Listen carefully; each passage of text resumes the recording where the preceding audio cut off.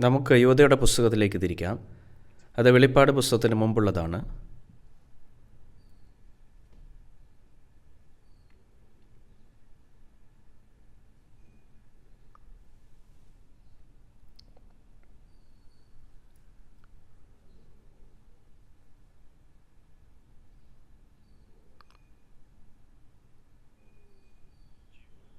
യോധയുടെ പുസ്തകം 3-ാം വാക്യം.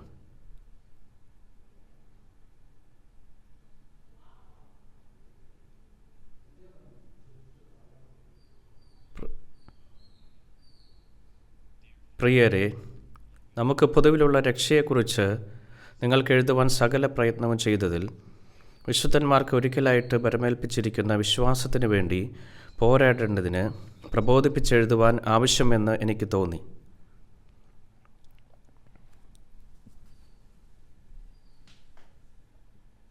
സാധാരണഗതിയിൽ പ്രാർത്ഥനാ ജീവിതത്തിനായി സ്വയം സമർപ്പിക്കുകയും പതിവായി പള്ളിയിൽ പോവുകയും ചെയ്യുമ്പോൾ തങ്ങൾക്ക് രക്ഷ ലഭിക്കുമെന്ന് ആളുകൾ കരുതുന്നു. ഇവയെല്ലാം ചെയ്താൽ മരിക്കുമ്പോൾ രക്ഷപ്പെടുമെന്ന് അവർ കരുതുന്നു.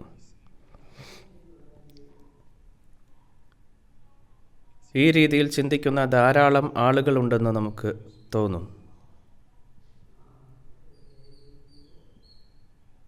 എന്നാൽ ഇവിടെ പറയുന്നത്, പ്രിയരെ, നമുക്ക് പൊതുവിലുള്ള രക്ഷയെക്കുറിച്ച് നിങ്ങൾക്ക് എഴുതുവാൻ സകല പ്രയത്നവും ഞാൻ ചെയ്തു. ഇത് ഭാവിയിൽ ലഭിക്കാനിരിക്കുന്ന ഒരു രക്ഷയല്ല, മറിച്ച് ഇതിനകം ലഭിച്ചിരിക്കുന്ന രക്ഷയാണ് സൂചിപ്പിക്കുന്നത്. അത് സംഭവിച്ചു കഴിഞ്ഞു. അതിനാൽ അത് ഇതിനകം ലഭിച്ചിരിക്കുന്നു. നമുക്ക് അത് ലഭിച്ചിട്ടുണ്ടെങ്കിൽ അത് കഴിഞ്ഞു. ഇത് ഭാവിയിൽ ലഭിക്കുമെന്ന് നിങ്ങൾ അവകാശപ്പെടുകയാണെങ്കിൽ നിങ്ങൾ വഞ്ചിക്കപ്പെട്ടു.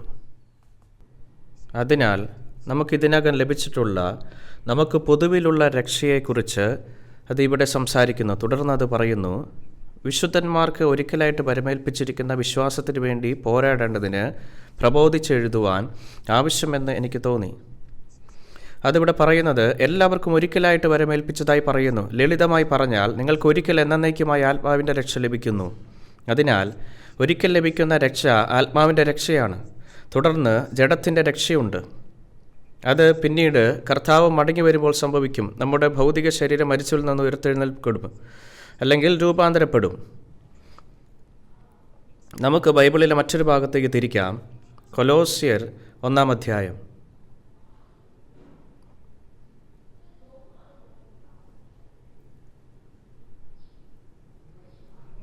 പുതിയ നിയമത്തിലാണ്. കൊലോസ്യർ അധ്യായം 1.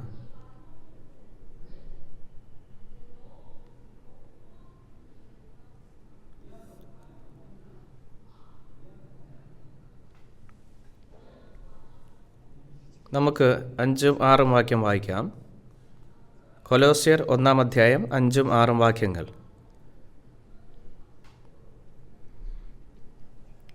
എപ്പോഴും നമ്മുടെ കർത്താവായ യേശു ക്രിസ്തുവിൻ്റെ പിതാവായ ദൈവത്തിന് സ്തോത്രം ചെയ്യുന്നു. ആ സുവിശേഷം സർവ്വലോകത്തിലും എന്ന പോലെ നിങ്ങളുടെ അടുക്കലും എത്തി, നിങ്ങൾ ദൈവകൃപയെ യഥാർത്ഥമായി കേട്ടറിഞ്ഞ നാൾ മുതൽ നിങ്ങളുടെ ഇടയിൽ എന്ന പോലെ സർവ്വലോകത്തിലും ഫലം കായ്ച്ചും വർദ്ധിച്ചും വരുന്നു.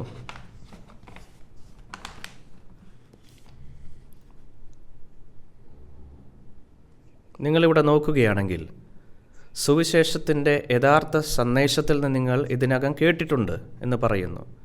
സുവിശേഷം നിങ്ങൾ കേൾക്കുകയും ദൈവകൃപയെ യഥാർത്ഥമായി മനസ്സിലാക്കുകയും ചെയ്ത നാൾ മുതൽ നിങ്ങളുടെ ഇടയിൽ പ്രവർത്തിക്കുന്നു.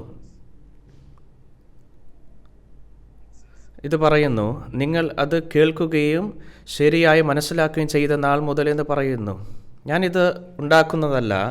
ഒരു വ്യക്തി സുവിശേഷത്തിൻ്റെ സത്യം മനസ്സിലാക്കുന്ന ഒരു ദിവസമുണ്ട്. എന്നെ സംബന്ധിച്ചിടത്തോളം 1961 നവംബർ 18 ഞാൻ സുവിശേഷത്തിൻ്റെ സത്യം അറിയുകയും രക്ഷിക്കപ്പെടുകയും ചെയ്തത്. എനിക്കിവിടെ ഒരു പുസ്തകമുണ്ട്. എങ്ങനെയാണ് അവർ രക്ഷിക്കപ്പെട്ടത്? ഞാൻ ഈ പുസ്തകങ്ങൾ വാങ്ങിയിട്ട് വളരെ കാലമായി. പ്രൊട്ടസ്റ്റന്റ് പരിഷ്കർത്താവായ മാർട്ടിൻ ലൂതർ 29-ാം വയസ്സിൽ വീണ്ടും ജനിച്ചു.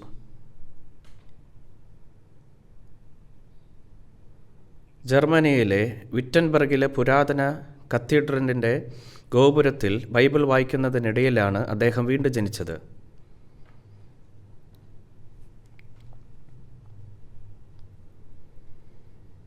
പ്രസ്ബിറ്റേറിയൻ ചർച്ചിൻ്റെ സ്ഥാപകനായ ജോൺ കാൽവിൻ വീണ്ടും ജനിക്കുന്നതിന് മുമ്പ് 12-ാം വയസ്സിൽ പാസ്റ്ററായി. എന്നിട്ടും അവൻ 24-ാം വയസ്സിൽ വീണ്ടും ജനിച്ചു. എന്നിട്ടും 24-ാം വയസ്സിലാണ് വീണ്ടും ജനിച്ചത്. ഒരാളെക്കുറിച്ച് കൂടി പറയാം. ജോൺ വെസ്ലി മെത്തഡിസ്റ്റ് ചർച്ചിൻ്റെ സ്ഥാപകനായിരുന്നു.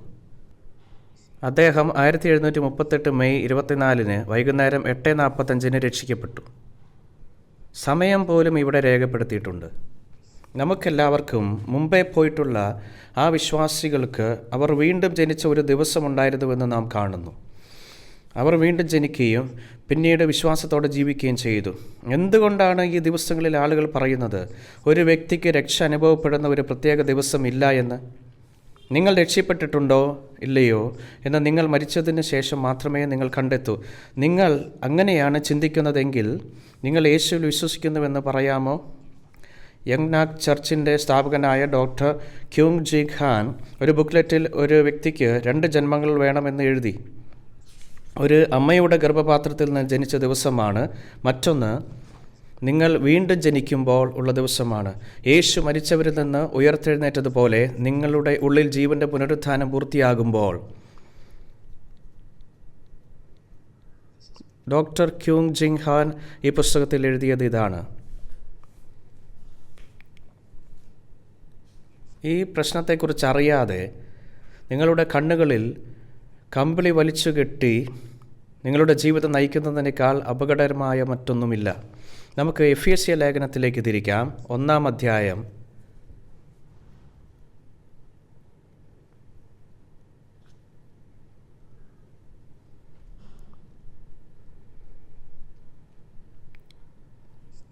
13-ാം വാക്യം. എഫേസ്യ 1-ാം അധ്യായം 13-ാം വാക്യം. അവനിൽ നിങ്ങൾക്കും നിങ്ങളുടെ രക്ഷയെക്കുറിച്ചുള്ള സുവിശേഷം എന്ന സത്യവചനം നിങ്ങൾ കേൾക്കുകയും അവനിൽ വിശ്വസിക്കുകയും ചെയ്തിട്ട് തൻ്റെ സ്വന്തം ജനത്തിൻ്റെ വീണ്ടെടുപ്പിനു വേണ്ടി തൻ്റെ മഹത്വത്തിൻ്റെ പുകഴ്ചയ്ക്കായിട്ട് നമ്മുടെ അവകാശത്തിൻ്റെ അച്ചാരമായ വാഗ്ദത്തത്തിന് പരിശുദ്ധാത്മാവിനാൽ മുദ്രയിട്ടിരിക്കുന്നു.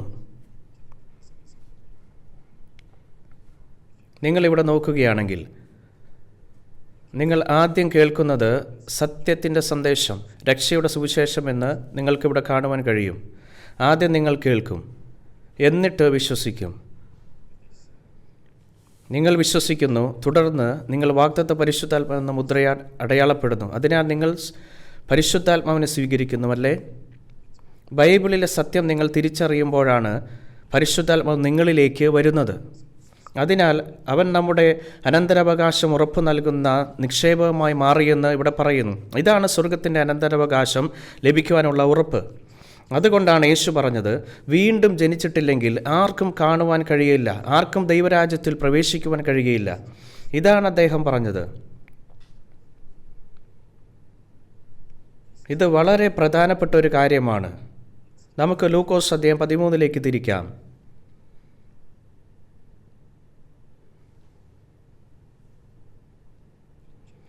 ലൂക്കോസ് സുവിശേഷം 13-ാം അധ്യായം. ഇത് പുതിയ നിയമത്തിലാണ്.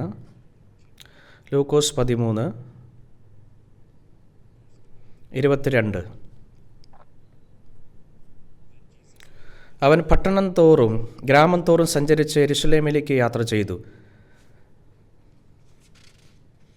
അപ്പോൾ ഒരുത്തൻ അവനോട്, കർത്താവേ, രക്ഷിക്കപ്പെടുന്നവർ ചുരുക്കമോ എന്ന് ചോദിച്ചതിന് അവനോട് പറഞ്ഞത്, ഇടുക്കുവാതിലൂടെ കടപ്പാൻ പോരാടുവിൻ, പലരും കടപ്പാൻ നോക്കും, കഴിയുകയില്ല താനും എന്ന് ഞാൻ നിങ്ങളോട് പറയുന്നു. അക്കാലത്ത് കാറുകളില്ലായിരുന്നു. അതിനാൽ യേശു ഒരു പട്ടണത്തിൽ നിന്ന് മറ്റൊന്നിലേക്ക് കാൽനടയായി സഞ്ചരിച്ചു സുവിശേഷം പ്രഘോഷിക്കുമായിരുന്നു. അങ്ങനെ സുവിശേഷം പ്രചരിപ്പിച്ചുകൊണ്ട് അവൻ യെരുശലേമിലേക്ക് യാത്രയായി. എന്നാൽ യേശുവിനെ അനുഗമിക്കുന്നവരിൽ ഒരാൾ യേശു പ്രസംഗിച്ചു കൊണ്ടിരുന്നിട്ടും രക്ഷിക്കപ്പെടുന്നവർ അധികമുണ്ടായിരുന്നില്ലെന്ന് ശ്രദ്ധിച്ചു. അതുകൊണ്ട് ഇവിടെ 23-ാം വാക്യത്തിൽ അവൻ ചോദിക്കുന്നു, കർത്താവേ, രക്ഷിക്കപ്പെടുന്നവർ ചുരുക്കമോ എന്ന് ചോദിച്ചു. ഇവിടെ പറയുന്നത് നോക്കൂ, യേശു പ്രസംഗിക്കുമ്പോൾ അക്കാലത്ത് രക്ഷിക്കപ്പെട്ടവർ അധികമില്ലെങ്കിലും കുറച്ചുപേരെങ്കിലും ഉണ്ടായിരുന്നു. യേശു എന്താണ് പറഞ്ഞതെന്ന് നമുക്ക് നോക്കാം. 24-ാം വാക്യം. ഇടുക്കുവാതിലിലൂടെ കടപ്പാൻ പോരാടുവിൻ. പലരും കടപ്പാൻ നോക്കും, കഴിയുകയില്ല താനും എന്ന് ഞാൻ നിങ്ങളോട് പറയുന്നു. എന്താണ് ഈ ഇടുങ്ങിയ വാതിൽ? അതിൻ്റെ അർത്ഥം എന്താണ്? ഇത് ഒരു ദിവസം യേശു പറഞ്ഞ കാര്യമാണ്. സമ്പന്നനായ ഒരാൾ ദൈവരാജ്യത്തിൽ പ്രവേശിക്കുന്നതിനേക്കാൾ എളുപ്പം ഒട്ടകം സൂചിക്കുഴിയിലൂടെ കടക്കുന്നതാണ്. അതാണ് ഇടുങ്ങിയ വാതിൽ. ഒട്ടകത്തിന് എങ്ങനെ സൂചിയുടെ കണ്ണിലൂടെ കടക്കുവാനാകും? ഇടുങ്ങിയ വാതിൽ കുരിശിലൂടെയുള്ള വഴി നയിക്കുന്ന വാതിലാണ്. കുരിശിലൂടെ കടന്നു പോകുക എന്നതിൻ്റെ അർത്ഥം നിങ്ങളുടെ പഴയ വ്യക്തി എന്ന് വെച്ചാൽ നിങ്ങളുടെ മുൻ ജീവിതം കർത്താവിനോടൊപ്പം മരിക്കുകയും നിങ്ങളൊരു പുതിയ വ്യക്തിയായി പുനരുത്ഥാനം പ്രാപിക്കുകയും ചെയ്യുന്നു. അതാണ് ഇടുങ്ങിയ വാതിൽ. ഒരു വ്യക്തിക്ക് തൻ്റെ പാപഭാരം ചുമക്കുമ്പോൾ അവിടെ പ്രവേശിക്കുവാൻ ഒരു മാർഗവുമില്ല. പാപി മരിക്കുന്നു, പുതിയ വ്യക്തി ജീവിതത്തിലേക്ക് വരുന്നു. അതാണ് ഇടുങ്ങിയ വാതിൽ. അതിനാൽ വീണ്ടും ജനിച്ചതിൻ്റെ ഈ അനുഭവം ഇല്ലാത്ത ഒരാൾക്ക് അവൻ ഇടുങ്ങിയ വാതിലിലൂടെ പ്രവേശിച്ചുവെന്ന് പറയുവാനാവില്ല. ഇവിടെ 25-ാം വാക്യത്തിൽ എന്ത് പറയും നോക്കുക. വീട്ടുടയവൻ എഴുന്നേറ്റ് കതക് അടച്ച ശേഷം നിങ്ങൾ പുറത്തുനിന്ന് കർത്താവെ തുറന്നു തരണമേ എന്ന് പറഞ്ഞുകൊണ്ട് കതകിന് മുട്ടിത്തുടങ്ങുമ്പോൾ നിങ്ങൾ എവിടെ നിന്നെന്ന് ഞാൻ അറിയുന്നില്ല എന്ന് അവൻ ഉത്തരം പറയും.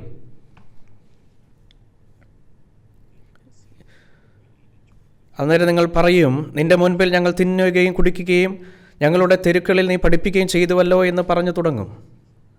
എന്നാൽ യേശു പറയും, നിങ്ങൾ എവിടെ നിന്നെന്ന് ഞാൻ അറിയുന്നില്ല എന്ന് ഞാൻ നിങ്ങളോട് പറയും. അനീതി പ്രവർത്തിക്കുന്ന ഏവരുമായുള്ളവരെ എന്നെ വിട്ട് പോകുവിനെന്ന് പറയും. ഇവിടെ നോക്കുക, സ്വർഗത്തിൻ്റെ വാതിൽ അടഞ്ഞിരിക്കുന്നു. ആരെങ്കിലും ഒരു വാതിൽ തട്ടുകയാണെങ്കിൽ എനിക്ക് വേണ്ടി വാതിൽ തുറക്കണമേ എന്ന് പറയുമ്പോൾ അവർ വാതിൽ തുറക്കുന്നു. അപ്പോൾ ദൈവം പറയുന്നു, ഞാൻ നിന്നെ അറിയുന്നില്ല, എന്നിൽ നിന്ന് വിട്ടുപോകുവിൻ. അയാൾക്ക് പ്രവേശനം നിഷേധിക്കുന്നു. ഇക്കാലത്ത് ആളുകൾ പറയും, കർത്താവേ, ഞാൻ സ്നാനമേറ്റു, ഞാൻ എൻ്റെ പള്ളിക്ക് ധാരാളം സംഭാവനകൾ നൽകിയിട്ടുണ്ട്, ഞാനൊരു ഡീക്കനോ മൂപ്പനോ പാസ്റ്ററോ ആയിരുന്നു. തങ്ങളെ തന്നെ പ്രതിരോധിക്കാൻ അവർ ഒരുപക്ഷെ ഇതുപോലെയൊന്ന് പറഞ്ഞു വരും. എല്ലാം ഒന്ന് തന്നെയാണ്. കർത്താവ് അപ്പോഴും മറുപടി പറയുന്നത്, എനിക്ക് നിങ്ങളെ അറിയുന്നില്ല, നിങ്ങൾ എവിടെ നിന്നാണ് വരുന്നതെന്നും അറിയുന്നില്ല, എന്നിൽ നിന്ന് അകന്നു പോകുവിൻ. ഇത് തന്നെ സംഭവിക്കുമെന്ന് ബൈബിൾ നമ്മോട് പറയുന്നു. എന്തുകൊണ്ടാണത്? കാരണം ആ സമയത്ത് അവർ ഒരേ മേശയിലിരുന്ന് ദൈവത്തോടൊപ്പം ഭക്ഷണം കഴിച്ചിട്ടും അവൻ്റെ വാക്കുകൾ ശ്രവിച്ചിട്ടും അവരുടെ ഹൃദയത്തിലൊരു മാറ്റം സംഭവിച്ചില്ല. അവർക്ക് വീണ്ടും ജനിച്ച ഒരു അനുഭവം ഉണ്ടായിട്ടില്ല. ആ സമയത്ത് കർത്താവ് തിരിച്ചറിയുന്ന ആളുകൾ അവരുടെ ഉള്ളിൽ പുതുജീവനുള്ളവരാണ്. കർത്താവ് നിങ്ങളെ അംഗീകരിക്കുന്നതിന് നിങ്ങളുടെ ഉള്ളിൽ ക്രിസ്തുവിൻ്റെ ജീവൻ ഉണ്ടായിരിക്കണം. നിന്നെക്കുറിച്ച് എന്ത് പറയുന്നു? നിന്നെക്കുറിച്ച് എന്താണ് പറയുന്നത്? കർത്താവിൻ്റെ ജീവൻ പ്രാപിച്ചതിൻ്റെ കൃത്യമായ അനുഭവം നിങ്ങൾക്ക് എപ്പോഴെങ്കിലും ഉണ്ടായിട്ടുണ്ടോ? ഇതാണ് ചോദ്യം. അതുകൊണ്ടാണ് യേശു ഇങ്ങനെ പറഞ്ഞത്. ഈ വിഷയത്തിൽ ഒരിക്കൽ വഞ്ചിക്കൽപ്പെട്ടാൽ പിന്നെ ഒരിക്കലും പിന്മാറുവാൻ കഴിയുകയില്ല. ഇതൊരു വലിയ പ്രശ്നമായതുകൊണ്ടാണ് ഞാൻ ഇതെല്ലാം പറയുന്നത്. ഒരു വ്യക്തിക്ക് ഒരിക്കൽ മാത്രമേ ജീവിക്കുവാൻ കഴിയൂ. നിങ്ങൾക്ക് ഒരിക്കൽ മാത്രമേ ജീവിക്കുവാൻ കഴിയൂ. ഈ ലോകത്ത് ജഡത്തിൽ ജീവിക്കുവാനുള്ള ഈ അവസരം വളരെ പ്രധാനപ്പെട്ട ഒന്നാണ്. ശാശ്വതമായ ഭാവിക്കായി നാം തയ്യാറെടുക്കേണ്ട സമയമാണിത്. എന്നാൽ ആളുകൾ ശാശ്വതമായ ഭാവിയിലേക്കുള്ള തയ്യാറെടുപ്പുകൾ നടത്തുന്നില്ല. അവർ അവരുടെ സ്വന്തം ആസ്വാദത്തിനായി ജീവിതം നയിക്കുന്നു. മാത്രമല്ല, അവർ അവരുടെ ഹൃദയത്തെ പൂർണ്ണമായും ഈ ദിശയിലേക്ക് തിരിക്കുന്നു. നമുക്ക് ലൂക്കോസ് സുവിശേഷം അധ്യായം 17 തിരിക്കാം.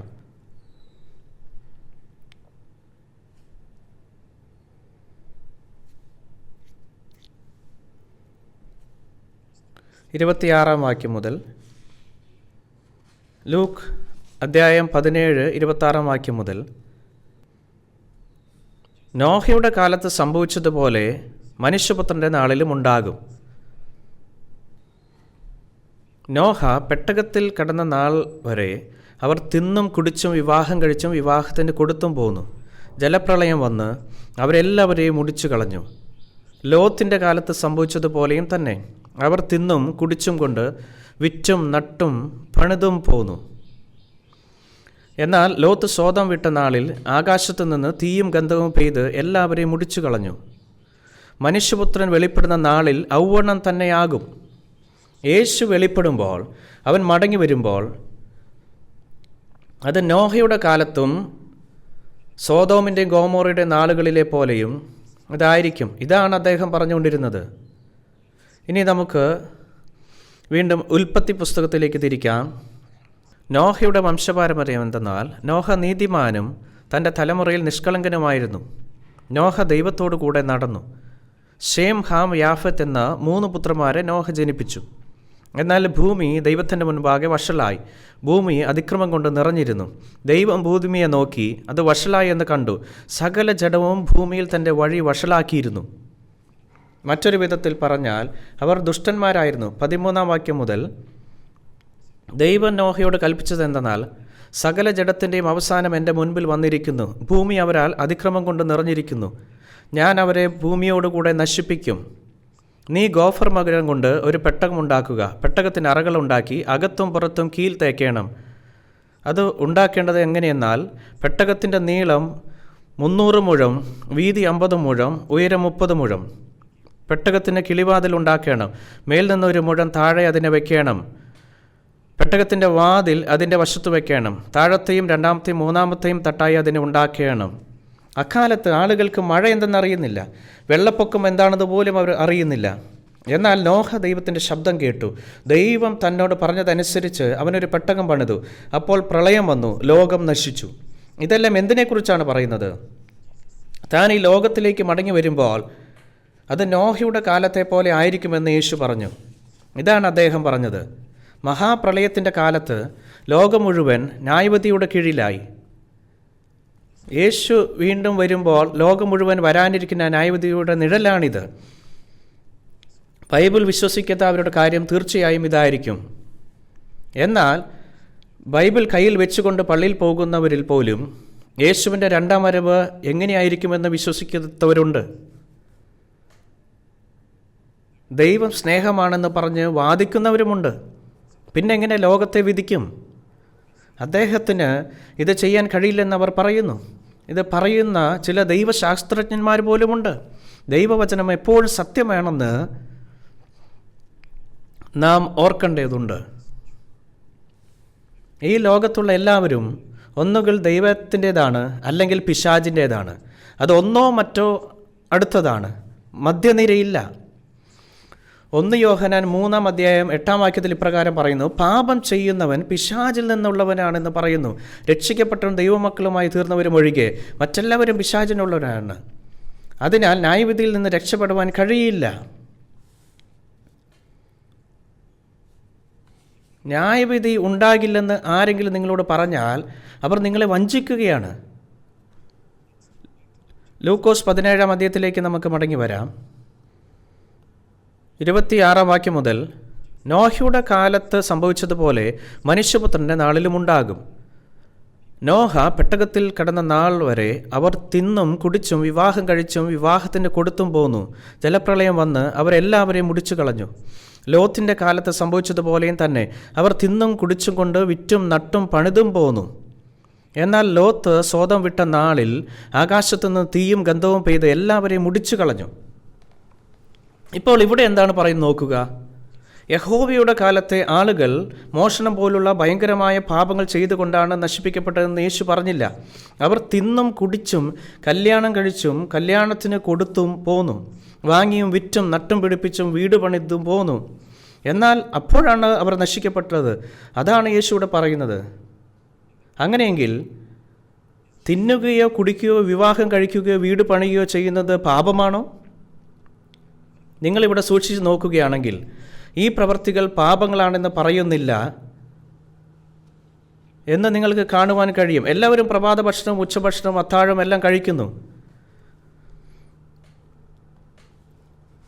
ആളുകൾ റെസ്റ്റോറൻറ്റുകളിൽ നിന്ന് ഭക്ഷണം കഴിക്കുന്നു, അല്ലേ? എന്നാൽ ഈ ലോകത്തിൽ ജീവിക്കുന്ന ആളുടെ ചിന്തകൾ എവിടെയാണ്? ആളുകൾ ഒരുമിച്ച് കൂടുമ്പോൾ 2-3 ആളുകൾ ഉണ്ടെങ്കിൽ പോലും അവർ സാധാരണമായി എന്തിനെക്കുറിച്ചാണ് സംസാരിക്കുന്നത്? ഇന്ന് ഞാൻ അത്തരത്തിലൊരു റെസ്റ്റോറൻറ്റിലേക്ക് പോയി, ഭക്ഷണം വളരെ മികച്ചതായിരുന്നു. അവർ ഭക്ഷണത്തെക്കുറിച്ച് സംസാരിക്കുന്നു. പിന്നെ വസ്ത്രങ്ങളെക്കുറിച്ച് സംസാരിക്കുന്നു. ഡിപ്പാർട്ട്മെൻറ്റ് സ്റ്റോറിലേക്ക് പോയി കടയിലുള്ള കാര്യങ്ങളെക്കുറിച്ച് സംസാരിക്കുന്നു. അവർ സംസാരിക്കും. എന്നിട്ട് ആരെ വിവാഹം കഴിക്കുന്നത് എന്നതിനെക്കുറിച്ച് സംസാരിക്കുന്നു. അവർ ആ കാര്യങ്ങളെക്കുറിച്ച് സംസാരിക്കുന്നു.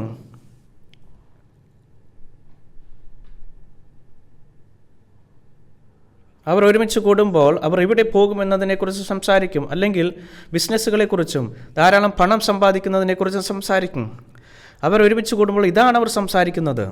ഇത് പാപമാണോ? ഈ കാര്യങ്ങൾ സ്വയം പാപങ്ങളാണെന്ന് ഇതിനർത്ഥമില്ല. ഈ ലോകത്തിലെ നമ്മുടെ ഭൗതിക ജീവിതത്തിൻ്റെ യഥാർത്ഥത്തിൽ ഉണ്ടാകുന്ന പ്രശ്നങ്ങളാണവ. അപ്പോൾ ഇത് എങ്ങനെയാണ് അർത്ഥമാക്കുന്നത്? നമ്മുടെ ഹൃദയത്തിൽ നമ്മുടെ ഇന്നത്തെ യഥാർത്ഥത്തിൽ നമ്മുടെ ഇന്നത്തെ അവസ്ഥയിൽ പൂർണ്ണമായും കുടുങ്ങിയിരിക്കുന്നു. തങ്ങളുടെ ഉള്ളിലെ ആത്മാവ് നശിപ്പിക്കപ്പെടുമോ, അവർ നരകത്തിൽ പോകുമോ എന്നതിൽ ആളുകൾക്ക് ഒട്ടും താല്പര്യമില്ല. മാത്രമല്ല, അവരുടെ ഇപ്പോഴത്തെ അവസ്ഥയെക്കുറിച്ച് മാത്രമാണ് അവർ ചിന്തിക്കുന്നത്. ആളുകളുടെ ഹൃദയം ഇതുപോലുള്ള കാര്യങ്ങളിൽ മുഴുവനായും വ്യാപരിച്ചു കൊണ്ടിരിക്കുന്നതിനാൽ അവർ അവരുടെ അവസരം നഷ്ടപ്പെടുത്തുന്നു. മാത്രമല്ല, അവരുടെ ആത്മാക്കൾക്ക് അവർ രക്ഷ കണ്ടെത്തുന്നില്ല. ഈ വാക്കുകളുടെ വെളിച്ചത്തെ നിങ്ങളെക്കുറിച്ച് ചിന്തിക്കുക. നിങ്ങളുടെ ജീവിതം ഇതുവരെ എങ്ങനെ ജീവിച്ചു? ഒരുപക്ഷെ നിങ്ങൾ എല്ലാ ആഴ്ചയും ബൈബിളും പാഠപുസ്തകവും കയ്യിൽ പിടിച്ച് പോയിരിക്കാം. പക്ഷേ അതൊരു ഔപചാരികത മാത്രമാണ്. നിങ്ങളുടെ ഇന്നത്തെ അവസ്ഥ നിങ്ങളുടെ ഹൃദയത്തെ പൂർണ്ണമായും അപഹരിച്ചില്ല. അതിനാൽ നിങ്ങൾ ആ ദിശയിലേക്ക് മാത്രം ഓടുകയായിരുന്നു. യേശുവിൻ്റെ ഉയർത്തെഴുന്നേറ്റ ജീവിതത്തിലൂടെ നിങ്ങളുടെ ഉള്ളിൽ പുതുജീവിതം മാറേണ്ടതായിട്ടുണ്ട്. എന്നാൽ നിങ്ങൾ വളരെയധികം പ്രാർത്ഥിക്കുകയും പതിവായി പള്ളിയിൽ പോകുകയും ചെയ്താൽ നിങ്ങൾ സ്വർഗത്തിൽ പോകുമെന്ന് നിങ്ങൾ കരുതുന്നു. ജീവിതത്തോട് ഈ അവ്യക്തമായ മനോഭാവം നിങ്ങൾക്കുണ്ട്. എന്നാൽ തൽഫലമായി നിങ്ങളുടെ അവസരം നിങ്ങൾക്ക് നഷ്ടമാകും. സോദോമിലെയും ഗോമോറയിലെയും ആളുകൾ ദുഷ്ടരും കാമഭ്രാന്തന്മാരുമായിരുന്നു. ലോത്ത് എന്ന് പേരുള്ള ആ മനുഷ്യൻ അബ്രഹാമിൻ്റെ അനന്തരവനായിരുന്നു. അവൻ അവിടെ പോയി താമസിച്ചിരുന്നു. ദൈവത്തിൻ്റെ ചില ദൂതന്മാർ അവൻ്റെ അടുക്കലേക്ക് വന്നു. സോദോമും ഗോമോറയും തീയും ഗന്ധവും നശിപ്പിച്ചപ്പോൾ ദൂതന്മാർ ലോത്തിനെയും കുടുംബത്തെയും കൈപിടിച്ച് നഗരത്തിൽ നിന്ന് പുറത്തേക്ക് നയിച്ചു. അതിനാൽ അവർക്ക് ജീവൻ രക്ഷിക്കുവാൻ മാത്രമേ കഴിഞ്ഞുള്ളൂ. എന്താണ് ഇതിൻ്റെ അർത്ഥം? സോദോമിൻ്റെയും ഗോമോറയുടെയും നാശം പോലെ ഈ ലോകത്ത് ഒരു വലിയ കഷ്ടത ഉണ്ടാകും. ഈ 7 വർഷക്കാലം കഷ്ടകാലമാണ്. വ്യക്തമായും ലോത്തും അവൻ്റെ 2 പെൺമക്കളും ഉന്മൂലനം ചെയ്യപ്പെട്ടു. എന്നാൽ ലോത്തിൻ്റെ ഭാര്യ ഒരു ഉപ്പുതൂണായി തീർന്നുവല്ലേ?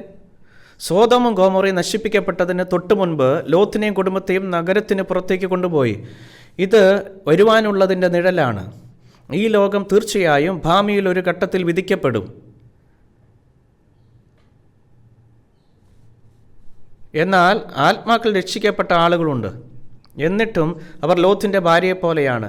ഒരു വ്യക്തിക്ക് രക്ഷ ലഭിച്ചിട്ടും അതിനുശേഷവും ഈ രീതിയിൽ ജീവിക്കുകയാണെങ്കിൽ അവർ ഉപ്പിൻ്റെ സ്തംഭമായി മാറുന്നു. ഇതാണ് ജഡത്തിൻ്റെ വിധി. അപ്പോൾ അടുത്തത് എന്താണ് പറയുന്നത് നോക്കുക. 34-ാം വാക്യം. 34. ആ രാത്രിയിൽ 2 പേർ ഒരു കിടക്കമേൽ ആയിരിക്കും. ഒരുത്തനെ കൈക്കൊള്ളും, മറ്റവനെ ഉപേക്ഷിക്കും. 2 പേർ ഒന്നിച്ച് പൊടിച്ചുകൊണ്ടിരിക്കും. ഒരുത്തിയെ കൈക്കൊള്ളും, മറ്റവളെ ഉപേക്ഷിക്കും. ഇപ്പോൾ വാക്യം 36. 2 പേർ വയലിലിരിക്കും, ഒരുത്തനെ കൈക്കൊള്ളും, മറ്റവനെ ഉപേക്ഷിക്കും എന്ന് ഞാൻ നിങ്ങളോട് പറയുന്നു. എന്തുകൊണ്ടാണ് ഈ 3 വ്യത്യസ്ത ഉദാഹരണങ്ങൾ ഇവിടെ നൽകിയിരിക്കുന്നത്? ഇതാണ് ഭൂമി. സൂര്യൻ ഇവിടെ അവസാനിക്കുമ്പോൾ അത് ഭൂമിയുടെ ഈ ഭാഗത്തേക്ക് നേരിട്ട് പ്രകാശം വരുത്തുന്നു. അതിനാൽ അത് പകൽ സമയമാണ്. അങ്ങനെ വയലിൽ 2 പേരുണ്ട്. അവർ ജോലി ചെയ്യുന്നു. എന്നാൽ ഇവിടെ എതിർവശത്ത് ഒരു കട്ടിലിൽ 2 പേരുണ്ടാകും. പിന്നെ രാവിലെയും വൈകുന്നേരവും 2 സ്ത്രീകൾ ധാന്യം പൊടിച്ചുകൊണ്ടിരിക്കും. ബൈബിൾ എഴുതപ്പെട്ട കാലത്ത് ഗോതമ്പ് പൊടിച്ച് റൊട്ടി ഉണ്ടാക്കുന്നത് ആ പ്രദേശത്തെ ജനങ്ങളുടെ പതിവായിരുന്നു. അതിനാൽ ഇവയെല്ലാം ഒരു കാര്യത്തിലെയാണ് സൂചിപ്പിക്കുന്നത്. ഇവിടെ നമുക്ക് 3 ഉദാഹരണങ്ങളുണ്ട്. ഇത് ലോകമെമ്പാടും പെട്ടെന്ന് സംഭവിക്കും.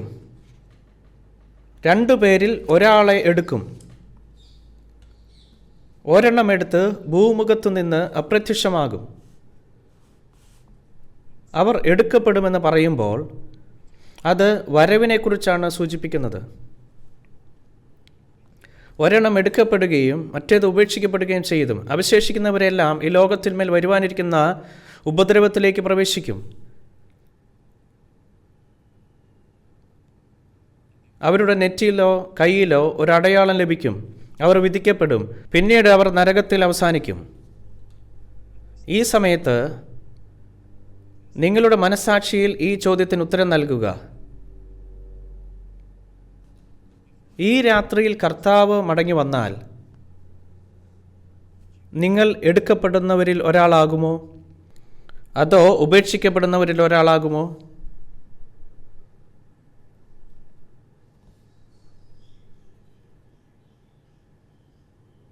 മനുഷ്യരാശിയുടെ ചരിത്രത്തിനകത്ത് ക്രമേണ സമീപിക്കുന്ന ഒരു പ്രശ്നമാണിത്.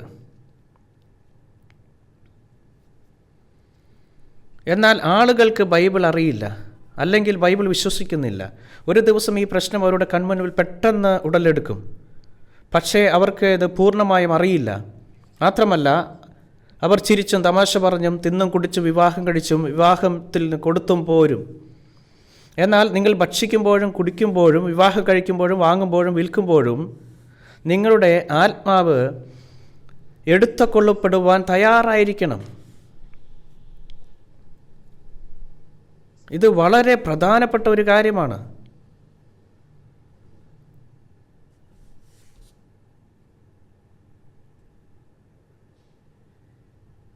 എന്നെങ്കിലും ഇത് ലോകമെമ്പാടും സംഭവിക്കും. നമുക്ക് ബൈബിളിലെ മറ്റൊരു വാക്യത്തിലേക്ക് തിരിക്കാം. അത് പഴയ നിയമത്തിലാണ്. യിരെമ്യാവ് അധ്യായം 8.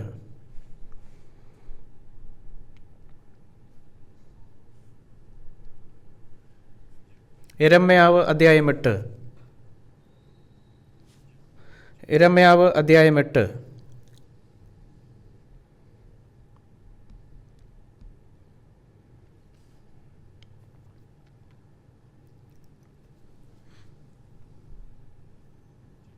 യിരെമ്യാവ് 8-ാം അധ്യായം 20-ാം വാക്യം: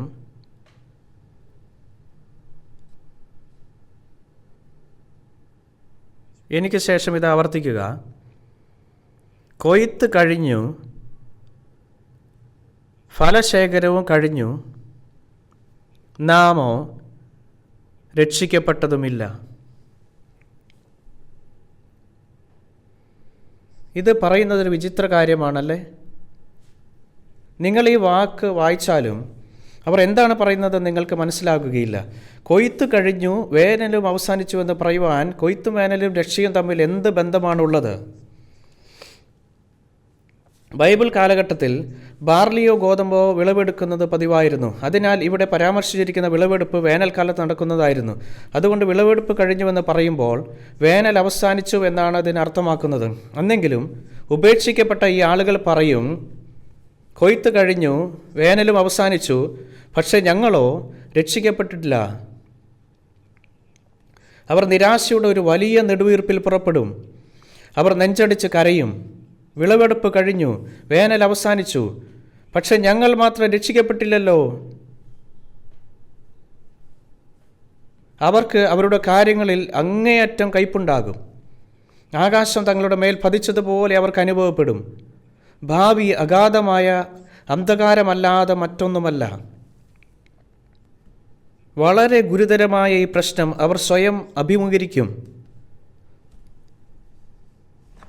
നമുക്ക് മത്തായി 3-ാം അധ്യായത്തിലേക്ക് തിരിക്കാം. പുതിയ നിയമത്തിലാണിത്. മത്തായി 3-ാം അധ്യായം. മത്തായി 3-ാം അധ്യായം അതിൻ്റെ 5 മുതലുള്ള വാക്യം വായിക്കുന്നു.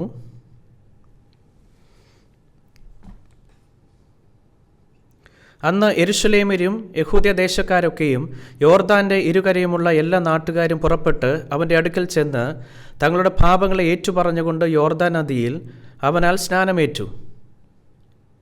തൻ്റെ സ്നാനത്തിനായി പരീശരിലും സദൂക്യരിലും പലർ വരുന്നത് കണ്ടാറെ അവൻ അവരോട് പറഞ്ഞത്, സർപ്പസന്തതികളെ, വരുവാനുള്ള കോപത്തെ ഒഴിഞ്ഞ് ഓടിപ്പോകുവാൻ നിങ്ങൾക്ക് ഉപദേശിച്ചു തന്നത് ആർ? അവൻ പരീശന്മാരെയും സദൂക്യരെയും സർപ്പസന്തതികളെ എന്ന് വിളിച്ചപ്പോൾ അവർ ഉൽപ്പത്തി 3:15 പരാമർശിച്ചിരിക്കുന്ന സർപ്പത്തിൻ്റെ സന്തതികളെന്ന് അവർ പറയുകയാണ്. സർപ്പത്തിൻ്റെ സന്തതി സ്ത്രീയുടെ സന്തതിയുടെ തലയെ തകർക്കുമെന്ന് ദൈവം പറഞ്ഞു. സ്ത്രീയുടെ സന്തതി യേശുവിനെ കൊല്ലുവാൻ പോകുന്ന സർപ്പത്തിൻ്റെ സന്തതികളായിരുന്നു അവർ. സർപ്പത്തിൻ്റെ സന്തതി, മറ്റൊരു വിധത്തിൽ പറഞ്ഞാൽ പിശാചിൻ്റെ മക്കൾ. അവരെ കണ്ടപ്പോൾ യോഹന്നാൻ സ്നാപകൻ അവരെ കഠിനമായി ശാസിച്ചു. വാക്യം 8, മാനസാന്തരത്തിന് യോഗ്യമായ ഫലം കായ്പിൻ. അബ്രഹാം ഞങ്ങൾക്ക് പിതാവായിട്ടുണ്ട് എന്ന് ഉള്ളം കൊണ്ട് പറവാൻ തുനിയരുത്. ഈ കല്ലുകളിൽ നിന്ന് അബ്രഹാമിന് മക്കളെ ഉളവാക്കുവാൻ ദൈവത്തിന് കഴിയുമെന്ന് ഞാൻ നിങ്ങളോട് പറയുന്നു. ഇപ്പോൾ തന്നെ വൃക്ഷങ്ങളുടെ ചുവട്ടിന് കോടാലി വെച്ചിരിക്കുന്നു. നല്ല ഫലം കായ്ക്കാത്ത വൃക്ഷമെല്ലാം വെട്ടി തീയിൽ ഇട്ട് കളയുന്നു. എന്താണ് ഇതിനർത്ഥം? മാനസാന്തരത്തിന് അനുസൃതമായ ഫലം നിങ്ങളിൽ പുറപ്പെടുവിച്ചില്ലെങ്കിൽ നിങ്ങൾക്ക് അഗ്നിയുടെ ന്യായവിധി ലഭിക്കും. വാക്യം 11, ഞാൻ നിങ്ങളെ മാനസാന്തരത്തിനായി വെള്ളത്തിൽ സ്നാനമേൽപ്പിക്കുന്നതേയുള്ളൂ. എൻ്റെ പിന്നാലെ വരുന്നവനോ എന്നേക്കാൾ ബലവാനാകുന്നു. അവൻ്റെ ചെരുപ്പ് ചുമപ്പാൻ ഞാൻ മതിയായവനല്ല. അവൻ നിങ്ങളെ പരിശുദ്ധാത്മാവിനാലും തീയിനാലും സ്നാനമേൽപ്പിക്കും. ഇവിടെ യോഹന്നാൻ സ്നാപകൻ വെള്ളത്തിൽ സ്നാനം കഴിപ്പിച്ചു. എന്നാൽ യേശു പരിശുദ്ധാത്മാവിനാലും അഗ്നിയാലും സ്നാനം ചെയ്യുമെന്ന് അദ്ദേഹം പറഞ്ഞു. ബൈബിളിനെക്കുറിച്ച് നമുക്കുണ്ടായേക്കാവുന്ന തെറ്റിദ്ധാരണകൾ നമുക്ക് മുമ്പോട്ട് പോകുമ്പോൾ പരിഹരിക്കാം. അഗ്നിയോട് കൂടിയ സ്നാനത്തെ പരിശുദ്ധാത്മാവായ ആളുകൾ കരുതുന്നു. നല്ല ഫലം കായ്ക്കാത്ത മരങ്ങൾ വെട്ടി തീയിലെറിയുമെന്ന് യോഹന്നാൻ പറഞ്ഞതിന് തൊട്ടു മുൻപ് പറഞ്ഞ തീയാണ് ഈ അഗ്നി സൂചിപ്പിക്കുന്നത്. യേശു പരിശുദ്ധാത്മാവിനാൽ സ്നാനം കഴിപ്പിക്കുന്നു. എന്നാൽ പരിശുദ്ധാത്മാവിൻ്റെ സ്നാനം സ്വീകരിക്കാത്തവർ അഗ്നിയിൽ സ്നാനമേൽക്കും. ഇത് നരകത്തിലെ അഗ്നിയാണ്.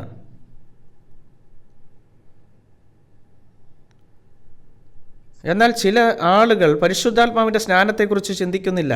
അവർ തീയുടെ സ്നാനം സ്വീകരിക്കുന്ന ആശയത്തെ ആകൃഷ്ടരാകുന്നു. അവർ വഞ്ചിക്കപ്പെട്ടുകൊണ്ടിരിക്കുന്നു.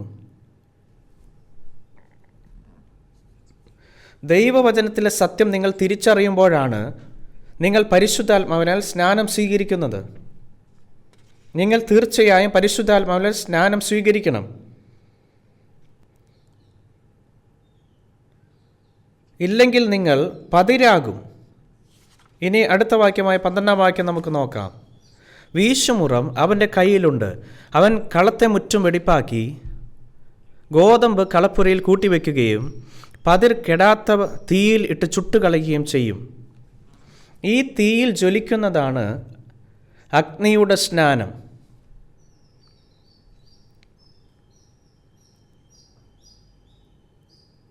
അമ്മയുടെ ഉദരത്തിൽ നിന്നാണ് ഒരാൾ ജനിക്കുന്നത്. ഇത് ജഡത്തിൻ്റെ ജനനമാണ്. ധാന്യത്തിൻ്റെ കാര്യത്തിൽ നാം ചിന്തിക്കുകയാണെങ്കിൽ നമ്മുടെ ശരീരം പുറന്തോടാണ്. അതിനെയാണ് പതിർ എന്ന് പറയുന്നത്. ഒരു ദിവസം നിങ്ങൾ ദൈവവചനത്തിലെ സത്യം തിരിച്ചറിയുമ്പോൾ പരിശുദ്ധാത്മാവ് നിങ്ങളുടെ അടുക്കൽ വരുന്നു. നിങ്ങൾക്ക് പുതിയ ജീവിതം ലഭിക്കും. അങ്ങനെ നീ ദൈവത്തിൻ്റെ കുട്ടിയായി ജനിക്കുന്നു. ഇതെന്താണ്? അതാണ് ധാന്യം.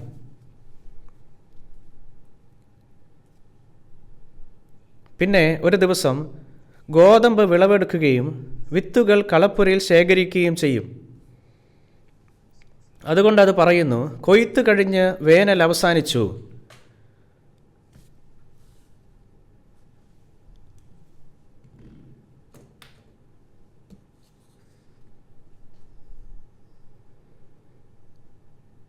ഒരിക്കൽ വീണ്ടും ജനിച്ച പലരും, യഥാർത്ഥത്തിൽ വീണ്ടും ജനിച്ചവർ പെട്ടെന്ന് അപ്രത്യക്ഷമാകും. ബൈബിളിനെക്കുറിച്ചുള്ള ഈ സംസാരങ്ങളെല്ലാം നിങ്ങൾ ശ്രദ്ധിച്ചാൽ അവസാനം നിങ്ങൾക്ക് രക്ഷയുടെ പൂർണ്ണമായി ഉറപ്പില്ലെങ്കിൽ ആ ദിവസം യെരമ്യാ 8:20 ആ വാക്കുകൾ നിങ്ങളുടെ അധരങ്ങളിൽ നിന്നും വരാം. അയ്യോ വേണ്ട, ഞാൻ എന്താണ് ചെയ്യുന്നത്? വിളവെടുപ്പ് കഴിഞ്ഞു, വേനൽ അവസാനിച്ചു, പക്ഷെ ഞാൻ രക്ഷിക്കപ്പെട്ടില്ല. അവർ ഇങ്ങനെ നിലവിളിക്കും.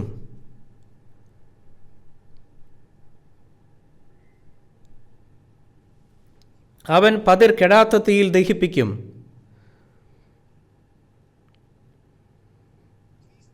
ദയമായി ആത്മാർത്ഥമായി വസ്തുനിഷ്ഠമായി സ്വയം നോക്കുക. നിങ്ങൾ ഇപ്പോൾ തന്നെ പതിരാണോ ഗോതമ്പാണോ എന്ന് സ്വയം ചോദിക്കുക. നിങ്ങൾ പതിരാണെങ്കിൽ അതിനർത്ഥം നിങ്ങൾ നിങ്ങളുടെ അമ്മയുടെ ഉദരത്തിൽ നിന്ന് ജനിച്ചവരാണെന്നും ശാരീരികമായി ജനിച്ചവരാണെന്നും നിങ്ങളുടെ ഉള്ളിൽ പുതിയ ജീവിതമില്ല, നിങ്ങൾക്ക് ക്രിസ്തുവിൻ്റെ ജീവനില്ല എന്നാണ്. അതിനാൽ നിങ്ങൾ പതിരാണ്. അവൻ പതിർ കെടാത്ത തീയിൽ ദഹിപ്പിക്കും.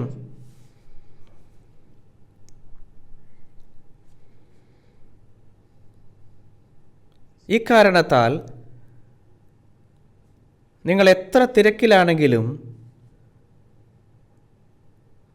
നിങ്ങൾ ആദ്യം ഈ പ്രശ്നം പരിഹരിക്കുകയും പതിർ ഒഴിവാക്കുകയും വേണം.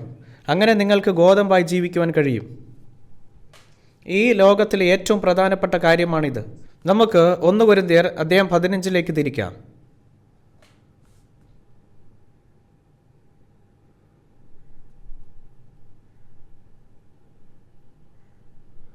1 കൊരിന്ത്യർ അധ്യായം 15.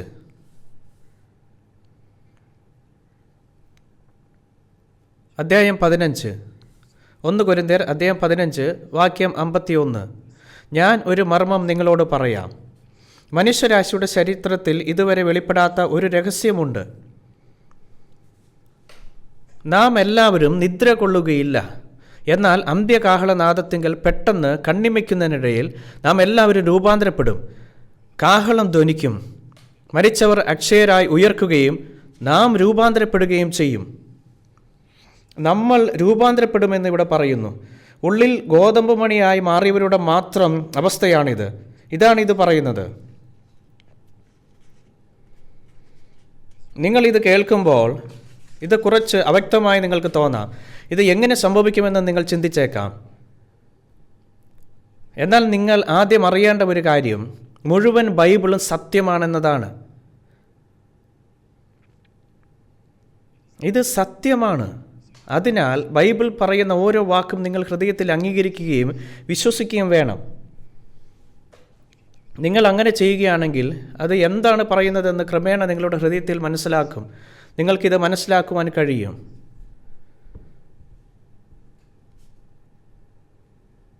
നമുക്ക് ഉൽപ്പത്തി 4-ാം അധ്യായത്തിലേക്ക് തിരിക്കാം.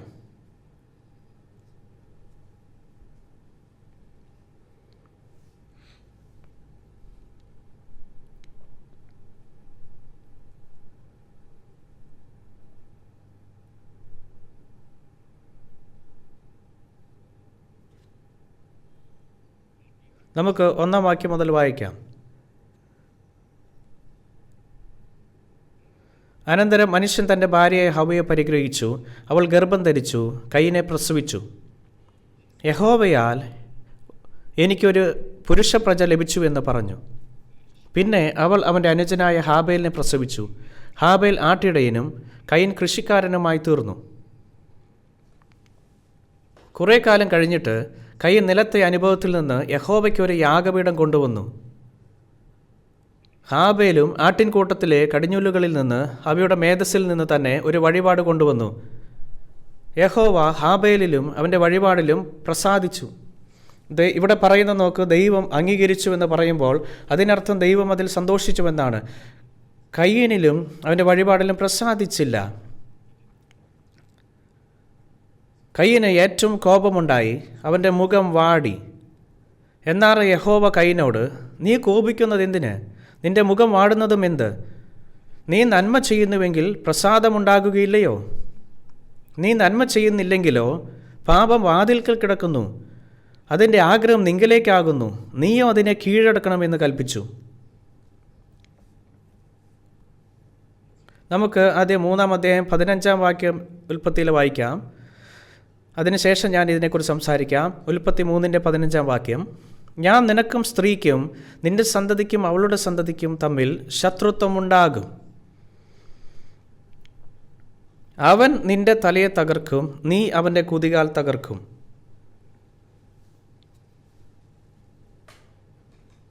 പിശാചിൻ്റെ പ്രലോഭത്തിന് ഫലമായി അവർ പാപം ചെയ്യുകയും ഏദൻ തോട്ടം നഷ്ടപ്പെടുകയും ചെയ്തു. അങ്ങനെ അവളും സാത്താനും തമ്മിൽ ശത്രുത ഉടലെടുത്തു. അവൾ അങ്ങേയറ്റം കോപിച്ചു. എന്നാൽ സ്ത്രീയുടെ സന്തതി ജനിക്കുമ്പോൾ ഈ ശത്രുവിന് പ്രതിഫലം നൽകുമെന്ന് ദൈവം പറഞ്ഞു. സർപ്പത്തിൻ്റെ തലയെ തകർക്കുമെന്നാണ് അവൻ പറഞ്ഞത്. അതിനാൽ സ്ത്രീയുടെ സന്തതി ജനിച്ചപ്പോൾ അവൻ സർപ്പത്തിൻ്റെ തലയെ തകർക്കും, സർപ്പം മരിക്കും. സർപ്പത്തിൻ്റെ സന്തതി സ്ത്രീയുടെ സന്തതിയുടെ കുതികാൽ തകർക്കും. ഇത് യേശുവിൻ്റെ കുരിശുമരണത്തെക്കുറിച്ചാണ് പറയുന്നത്. ദൈവം അവനെ മരിച്ചതിൽ നിന്ന് ഉയർപ്പിക്കുമെന്നതിനാൽ അവൻ്റെ കുതികാൽ മാത്രമാണ് ചതച്ചത്. അതിനാൽ നിങ്ങളിപ്പോൾ ബൈബിളിലെ ഈ സംഭാഷണങ്ങളെല്ലാം ശ്രദ്ധിക്കുമ്പോൾ നിങ്ങൾക്ക് വളരെ ബുദ്ധിമുട്ടുള്ള ചില ഭാഗങ്ങളുണ്ടാകാം. നിങ്ങൾ കേൾക്കുന്ന കാര്യങ്ങളോട് നിങ്ങൾക്ക് പ്രതികൂല പ്രതികരണമുണ്ടെന്ന് നിങ്ങൾ കണ്ടെത്തിയേക്കാം. എന്തുകൊണ്ടാണിത്? നിങ്ങളുടെ ഹൃദയത്തിൽ മറ്റൊരു ശബ്ദമുണ്ട്. ബൈബിൾ മനസ്സാക്കുന്നതിൽ നിന്നും അത് എന്താണ് പറയുന്നത് മനസ്സിലാക്കുന്നതിൽ നിന്നും നിങ്ങളെ തടയുവാൻ ഒരു ശക്തിയുണ്ട്.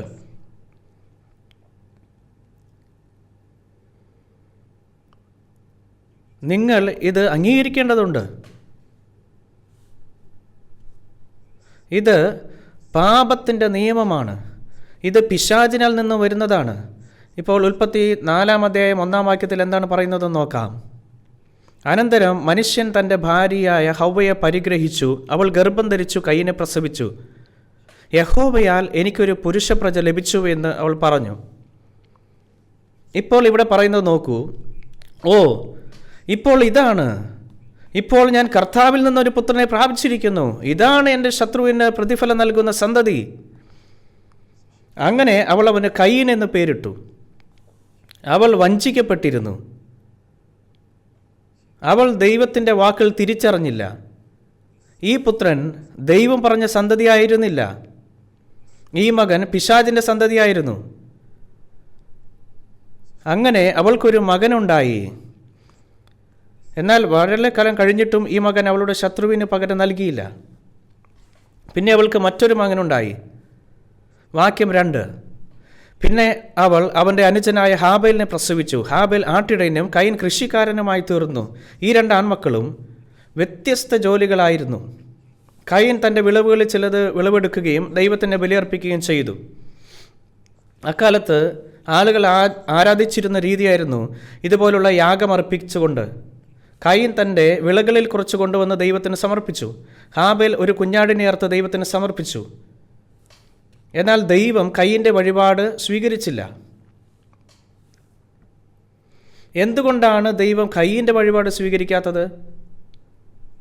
ഈ 2ലും കയീൻ്റെ വഴിപാടിൽ കൂടുതൽ സമർപ്പണം ആവശ്യമായിരുന്നു. അത് കൂടുതൽ വിയർപ്പിൻ്റെയും പരിശ്രമത്തിൻ്റെയും ഫലമായിരുന്നു. നമുക്ക് അധ്യായം 13 തിരിക്കാം. 17-ാം വാക്യം മുതൽ വായിക്കാം. മനുഷ്യനോട് കൽപ്പിച്ചതോ, നീ നിന്റെ ഭാര്യയുടെ വാക്കനുസരിക്കുകയും തിന്നരുതെന്ന് ഞാൻ കൽപ്പിച്ച വൃക്ഷഫലം തിന്നുകയും ചെയ്തതുകൊണ്ട് നിന്റെ നിമിത്തം ഭൂമി ശമിക്കപ്പെട്ടിരിക്കുന്നു. നിന്റെ ആയുഷ്കാലമൊക്കെയും നീ കഷ്ടതയോടെ അതിൽ നിന്ന് അഹോവൃത്തി കഴിക്കും. മുള്ളും പറക്കാരയും നിനക്ക് അതിൽ നിന്ന് മുളയ്ക്കും. വയലിലെ സസ്യം നിനക്ക് ആഹാരമാകും. നിലത്തു നിന്ന് നിന്നെ എടുത്തിരിക്കുന്നു, അതിൽ തിരികെ ചേരുവോളം മുഖത്തെ വിയർപ്പോടെ നീ ഉപജീവനം കഴിക്കും. നീ പൊടിയാകുന്നു, പൊടിയിൽ തിരികെ ചേരും.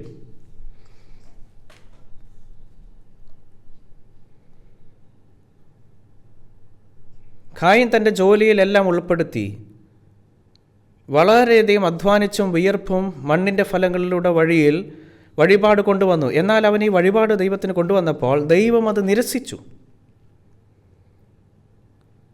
അവൻ കയീൻ്റെ വഴിപാട് സ്വീകരിച്ചില്ല. കാർഷിക ജോലി തെറ്റാണെന്ന് ഞാൻ പറയുന്നില്ല. എന്തിനായിരുന്നു ഇത്? എന്തുകൊണ്ടാണ് ദൈവം കയീൻ്റെ വഴിപാട് സ്വീകരിക്കാത്തതെന്ന് നിങ്ങൾക്കറിയാമോ? ഇവിടെ പറയുന്നതെന്ന് നോക്കൂ. ഭൂമി ശപിക്കപ്പെട്ടതായി പറയുന്നു. വാക്യം 17. മനുഷ്യനോട് കൽപ്പിച്ചത്, നീ നിന്റെ ഭാര്യയുടെ വാക്ക് അനുസരിക്കാൻ തിന്നരുതെന്ന് ഞാൻ കൽപ്പിച്ച വൃക്ഷഫലം തിന്നുകയും ചെയ്തതുകൊണ്ട് നിന്റെ നിമിത്തം ഭൂമി ശപിക്കപ്പെട്ടിരിക്കുന്നു. കയീൻ ശപിക്കപ്പെട്ട ഭൂമിയിൽ നിന്ന് ലഭിച്ച പഴങ്ങൾ അർപ്പിച്ചു. അവൻ ശാപത്തിൻ്റെ ഫലം അർപ്പിച്ചതിനാൽ അവൻ ദൈവത്തെ ശപിച്ചു. ഇതിൻ്റെ അർത്ഥം എന്താണെന്ന് ഞാൻ വിശദീകരിക്കാം. മനുഷ്യനൊരു ഭൗതിക ശരീരമുണ്ടല്ലേ? ഈ ഭൗതിക ശരീരവും ഭൂമിയിലെ പൊടിയിൽ നിന്നാണ്. മനുഷ്യൻ്റെ ഭൗതിക ശരീരം നിലത്തെ പൊടിയിൽ നിന്ന് നിർമ്മിച്ചതിനാൽ അവൻ്റെ വിയർപ്പും പ്രയത്നവുമെല്ലാം ഒരു ശാപത്തിൻ്റെ ഫലമാണ്. അവർക്ക് ദൈവവുമായി ഒരു ബന്ധവുമില്ല. ഇവിടെ ഇതൊരു മരമാണെന്ന് പറയാം. ഈ മരം കുറച്ച് ഫലം കായ്ക്കുന്നു. ഇതൊരു ആപ്പിൾ മരമാണെന്ന് പറയാം.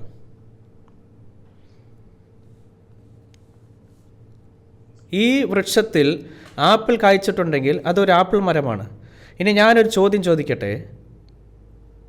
ആപ്പിൾ കായ്ച്ചതിനാൽ ഇതൊരു ആപ്പിൾ മരമാണോ, അതോ ആപ്പിൾ മരമായതിനാൽ ആപ്പിളിനെ തന്നതാണോ?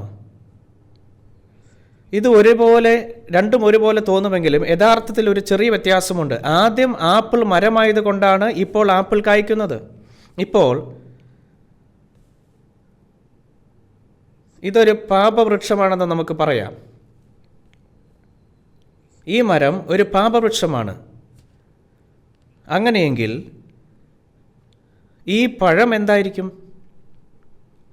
അതുണ്ടാക്കുന്ന ഫലം പാപങ്ങളായിരിക്കും. മനുഷ്യൻ ജനിച്ച നാൾ മുതൽ പാപിയാണ്. ഈ പാപവൃക്ഷം ഒരു പാപിയെ പ്രതിനിധീകരിക്കുന്നു. ഒരു പാപിക്ക് ഉത്പാദിപ്പിക്കുവാൻ കഴിയുന്നത് പാപത്തിൻ്റെ പേരുള്ള ഫലം മാത്രമാണ്. ഒരു പാപിക്ക് നീതിയുടെ ഫലം പുറപ്പെടുവിക്കുവാൻ കഴിയില്ല. മനുഷ്യൻ്റെ ദൃഷ്ടിയിൽ ഇവ നീതിയുടെയും നന്മയുടെയും ഫലങ്ങളായി തോന്നാം. എന്നാൽ ദൈവത്തിൻ്റെ ദൃഷ്ടിയിൽ അവയെല്ലാം പാപങ്ങളല്ലാതെ മറ്റൊന്നുമല്ല. അതിനാൽ ദൈവമുമ്പാകെയുള്ള നീതിനിഷ്ഠമായ ജീവിതമായി നിങ്ങൾ കരുതുന്നത് ദൈവം അംഗീകരിക്കുന്നില്ല. അത് മനുഷ്യൻ മാത്രം അംഗീകരിച്ചതാണ്. എനിക്ക് ശേഷം ഇത് ആവർത്തിക്കുക. റോമാക്കാർക്ക് എഴുതിയ ലേഖനത്തിൽ കാണുന്ന ഒരു വാക്യമാണിത്. എനിക്ക് ശേഷം ആവർത്തിക്കുക. നീതിമാൻ ആരുമില്ല, ഒരുത്തൻ പോലുമില്ല. നിങ്ങളിവിടെ നോക്കുകയാണെങ്കിൽ നീ നീതിമാനില്ലെങ്കിൽ പാപിയാണ്. ഒരു പാപിക്ക് പാപം എന്ന് വിളിക്കപ്പെടുന്ന ഫലം മാത്രമേ ഉൽപ്പാദിക്കുവാൻ കഴിയൂ. ഇവിടെ നാം മനസ്സിലാക്കേണ്ട ഒരു കാര്യമുണ്ട്. ആദാമും ഹവ്വയും നന്മ തിന്മകളെക്കുറിച്ചുള്ള അറിവിൻ്റെ വൃക്ഷത്തിൻ്റെ ഫലം ഭക്ഷിച്ചു. അവർ നല്ലതും ചീത്തയും അറിഞ്ഞു. അവർ നന്മയും തിന്മയും അറിഞ്ഞു. എന്നാൽ അവർ അറിഞ്ഞത് സാത്താനിൽ നിന്നുള്ള നന്മയാണ്, മനുഷ്യൻ്റെ നന്മയാണ്, ദൈവത്തിൻ്റെ നന്മയല്ല. നന്മ രണ്ട് തരമുണ്ട്. ഒന്ന് ദൈവത്തിൻ്റെ നന്മയും മറ്റൊന്ന് മനുഷ്യൻ്റെ നന്മയും. അതുകൊണ്ട് നാം മനസ്സിലാക്കേണ്ട ഒരു കാര്യമുണ്ട്. ഇവിടെ ഉൽപ്പത്തി 2-ാം അധ്യായം അതിൻ്റെ 17-ാം വാക്യത്തിൽ എന്താണ് പറയുന്നത്? എന്നാൽ നന്മ തിന്മകളെക്കുറിച്ചുള്ള അറിവിൻ്റെ വൃക്ഷത്തിൻ്റെ ഫലം തിന്നരുത്, തിന്നുന്ന നാളിൽ നീ മരിക്കും. അതുകൊണ്ട് നന്മ തിന്മകളെക്കുറിച്ചുള്ള അറിവിൻ്റെ വൃക്ഷത്തിൻ്റെ ഫലം അവൾ ഭക്ഷിച്ചാൽ അവൻ നന്മ തിന്മകളെക്കുറിച്ച് അറിയും. ഇതാണ് കാര്യം. നല്ലതും ചീത്തതും അറിഞ്ഞാൽ അവൻ മരിക്കും. അതാണ് ഇതിൻ്റെ അർത്ഥം. അങ്ങനെയെങ്കിൽ ഒരു നിമിഷം ഇതിനെക്കുറിച്ച് ചിന്തിക്കുക. നിങ്ങൾക്ക് നല്ലതും തിന്മയും അറിയാമോ, അതോ നിങ്ങൾക്കറിയില്ലേ? നിങ്ങൾക്ക് നല്ലതും തിന്മയും അറിയാമെന്ന് നിങ്ങൾ സമ്മതിക്കുകയാണെങ്കിൽ അതിനർത്ഥം നിങ്ങൾ മരിച്ചുവെന്നാണ്. ഉൽപ്പത്തി പുസ്തകം 2-ാം അധ്യായം നമുക്ക് നോക്കാം. അതിൻ്റെ 17-ാം വാക്യം.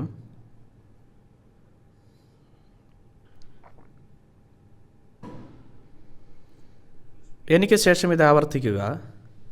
എന്നാൽ നന്മ തിന്മകളെക്കുറിച്ചുള്ള അറിവിൻ്റെ വൃക്ഷത്തിൻ ഫലം തിന്നരുത്, തിന്നുന്ന നാളിൽ നീ മരിക്കും. നിങ്ങളിവിടെ നോക്കുക. ഇതെന്താണ് പറയുന്നത്? നന്മ തിന്മകളെക്കുറിച്ചുള്ള അറിവിൻ്റെ വൃക്ഷം അല്ലേ? നിങ്ങളത് കഴിച്ചാൽ നിങ്ങൾ നല്ലതും തിന്മയും അറിയും, നിങ്ങൾ മരിക്കും. ഇതാണ് ദൈവം പറഞ്ഞതല്ലേ? അതിനാൽ നമുക്കിതിനെക്കുറിച്ച് ചിന്തിക്കാം. എന്തുകൊണ്ടാണ് ഈ ലോകത്ത് യുദ്ധങ്ങൾ പൊട്ടിപ്പുറപ്പെടുന്നത്? എന്തുകൊണ്ടാണ് സംഘർഷങ്ങൾ ഉണ്ടാകുന്നത്? ചിലപ്പോൾ മാതാപിതാക്കളും കുട്ടികളും തമ്മിൽ കലഹങ്ങൾ ഉണ്ടാകാറുണ്ട്. ചിലപ്പോൾ സഹോദരങ്ങൾ തമ്മിൽ കലഹം ഉണ്ടാകാറുണ്ട്. ചിലപ്പോൾ ദമ്പതികൾക്കിടയിൽ കലഹങ്ങൾ, തുടർന്ന് ഒരു കുടുംബവും മറ്റൊരു കുടുംബവും തമ്മിൽ ഏറ്റുമുട്ടുന്നു. വലിയ തോതിൽ ഒരു രാജ്യവും മറ്റു രാജ്യങ്ങളും തമ്മിൽ സംഘർഷങ്ങൾ. എന്തുകൊണ്ടാണ് ഈ സംഘർഷങ്ങൾ ഉണ്ടാകുന്നത്? എല്ലായ്പ്പോഴും എല്ലാവരും നല്ലവരാണെന്ന് കരുതുന്നത് കൊണ്ടാണ്. ഈ നന്മയ്ക്കായി അവർ പോരാടുകയും ചെയ്യുന്നു. ഞാൻ നല്ലവനാണ്, നീ ദുഷ്ടനാണ്. നല്ലതും തിന്മയും ആയി അവർ കരുതുന്നതിനെ ചൊല്ലി അവർ യുദ്ധം ചെയ്യുന്നു അല്ലേ? അതിനാൽ ആളുകൾ നന്മയും തിന്മയും അറിയുന്ന ഈ ലോകം യുദ്ധങ്ങളുടെ ലോകമായി, സംഘർഷങ്ങളുടെ ലോകമായി ഇന്ന് കാണുന്നത് പോലെ. അതുകൊണ്ട് ഈ മനുഷ്യൻ നല്ലതായി കരുതിയത് സ്വന്തം അഭിപ്രായത്തിൽ നല്ലതിനെയാണ്. അത് ദൈവത്തിൻ്റെ ദൃഷ്ടിയിൽ നല്ലതല്ല. ഇന്നും നിങ്ങൾ നല്ലതെന്ന് കരുതുന്ന കാര്യങ്ങൾക്കായി പരിശ്രമിച്ചുകൊണ്ട്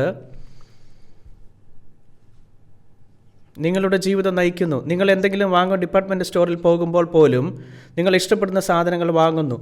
നിങ്ങൾ വാങ്ങുന്ന നിങ്ങളുടെ അഭിപ്രായത്തിൽ നല്ലതാണ്. നിങ്ങൾ കഴിക്കുമ്പോൾ നിങ്ങൾ ഇഷ്ടപ്പെടുന്ന ഭക്ഷണം കഴിക്കുന്നു. നിങ്ങളുടെ അഭിപ്രായത്തിൽ അത് നല്ലതാണ്. എല്ലാം നല്ലതും ചീത്തയും എന്ന വ്യക്തിയുടെ ആശയത്തെ അടിസ്ഥാനമാക്കിയാണുള്ളത്. ഇക്കാരണത്താൽ ലോകം ഈ രീതിയിൽ അവസാനിച്ചു. ഈ ലോകത്ത് യഥാർത്ഥ നന്മയില്ലാതെയായി. എന്താണ് യഥാർത്ഥ നന്മ? അത് ദൈവത്തിൻ്റെ നന്മയാണ്. ദൈവത്തിൻ്റെ നന്മ യേശുവാണ്. ഈ ലോകത്ത് ഒരു നന്മയുമില്ല. എന്നാൽ ദൈവത്തിൻ്റെ നന്മ ഈ ലോകത്തിലേക്ക് പ്രവേശിച്ചു. ഭാവിയിലെ ഒരു പ്രഭാഷണത്തിൽ ഞാൻ ഇത് കൂടുതൽ വിശദമായി വിശദീകരിക്കാം. അതുകൊണ്ടാണ് കായീൻ നല്ലതെന്ന് കരുതുന്ന വിധത്തിൽ ദൈവത്തിനൊരു യാഗമർപ്പിച്ചപ്പോൾ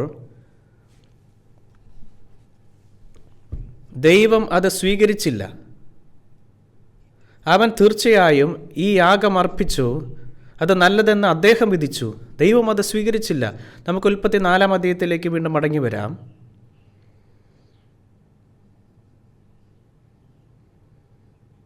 6-ാം വാക്യം മുതൽ ഞാൻ വായിക്കാം. എന്നാൽ യഹോവ കയീനോട്, നീ കോപിക്കുന്നത് എന്തിന്? നിന്റെ മുഖം വാടുന്നതും എന്ത്? നീ നന്മ ചെയ്യുന്നുവെങ്കിൽ പ്രസാദമുണ്ടാകുകയില്ലയോ? നീ നന്മ ചെയ്യുന്നില്ലെങ്കിലോ പാപം വാതിൽക്കൽ കിടക്കുന്നു, അതിൻ്റെ ആഗ്രഹം നിങ്കലേക്കാകുന്നു, നീയോ അതിനെ കീഴടക്കണമെന്ന് കൽപ്പിച്ചു. അതിനാൽ താൻ ചെയ്തത് ശരിയല്ലെന്ന് ദൈവം കായീനോട് പറയുകയായിരുന്നു. നിങ്ങൾ ചെയ്തത് ശരിയാണെങ്കിൽ എന്തുകൊണ്ടാണ് നിങ്ങൾക്ക് തല ഉയർത്തുവാൻ കഴിയാത്തത്? നിങ്ങൾ ചെയ്തത് ശരിയല്ല, തിന്മയാണ് ചെയ്തത്. പാപത്തിൻ്റെ ആഗ്രഹം നിങ്ങൾക്കുള്ളതാണ്. അതിനാൽ നിങ്ങളതിനെ ജയിക്കണം. പാപം വാതിൽക്കൽ കിടക്കുന്നു. ഇവ പ്രധാനപ്പെട്ട വാക്കുകളാണ്. ഈ ലോകത്ത് ഒരുപാട് വാതിലുകളുണ്ട്. നമ്മുടെ ചുണ്ടുകൾ വായുടെ വാതിലാണ്. നമ്മൾ ചുണ്ടുകൾ തുറക്കുമ്പോൾ സംസാരിക്കുന്നു അല്ലേ? ചുണ്ടുകൾ തുറക്കുമ്പോൾ വായിൽ നിന്ന് വാക്കുകൾ വരും. വാക്കുകൾ വരുന്നത് നമ്മുടെ ചുണ്ടിൽ നിന്നാണ്. എന്നാൽ കോപവും അതുപോലെ തന്നെ പരദൂഷണങ്ങളും ശാപങ്ങളും. എന്തുകൊണ്ടാണത്? കാരണം പാപം നമ്മുടെ വായുടെ വാതിൽക്കൽ കിടക്കുന്നു. അതിനാൽ നാം ചുണ്ടുകൾ തുറക്കുമ്പോൾ പാപകരമായ വാക്കുകൾ പുറത്തു വരുന്നു. നമ്മുടെ ചെവികളും വാതിലുകളാണ്. എല്ലാത്തരം വാക്കുകളും നമ്മുടെ ചെവിയിൽ പ്രവേശിക്കുന്നു. അത് ചീത്ത വാക്കുകളും ദുഷിച്ച വാക്കുകളുമാണ് നാം കേൾക്കാൻ ഇഷ്ടപ്പെടുന്നത്.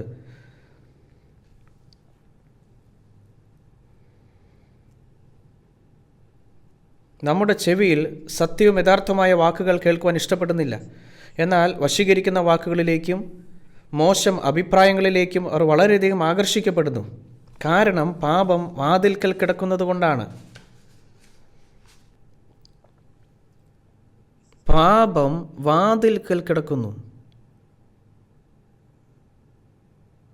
ഒരു യുവതി ചില നല്ല വസ്ത്രങ്ങൾ ധരിക്കുകയും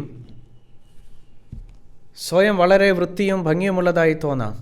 പുറത്തിറങ്ങി തെരുവിലൂടെ നടക്കുമ്പോൾ അവൾ ഒരു മാലാഖയെ പോലെ തോന്നും. എന്നിട്ട് അവൾ സബ്വേയിൽ കയറുന്നു. അത് യാത്ര ചെയ്യുമ്പോൾ അവൾ പെട്ടെന്ന് ചലിക്കുകയും അവളുടെ അടുത്തിരിക്കുന്നയാൾ ബാലൻസ് നഷ്ടപ്പെടുകയും അവളുടെ കാലിൽ ചവിട്ടുകയും ചെയ്യുന്നു. അയ്യോ! അവളുടെ കണ്ണുകൾ കോപം കൊണ്ട് വിശാലമായി തുറക്കും. ഹേയ്! ഒപ്പം അവളുടെ ചുണ്ടിൽ നിന്ന് വിഷമുള്ള വാക്കുകൾ ഒഴുകുന്നു. എന്തുകൊണ്ടാണത്? ആ സുന്ദരിയും നിഷ്കളങ്കിയും മാലാഖിയുമായ യുവതിയുടെ ഉള്ളിൽ എന്താണ്?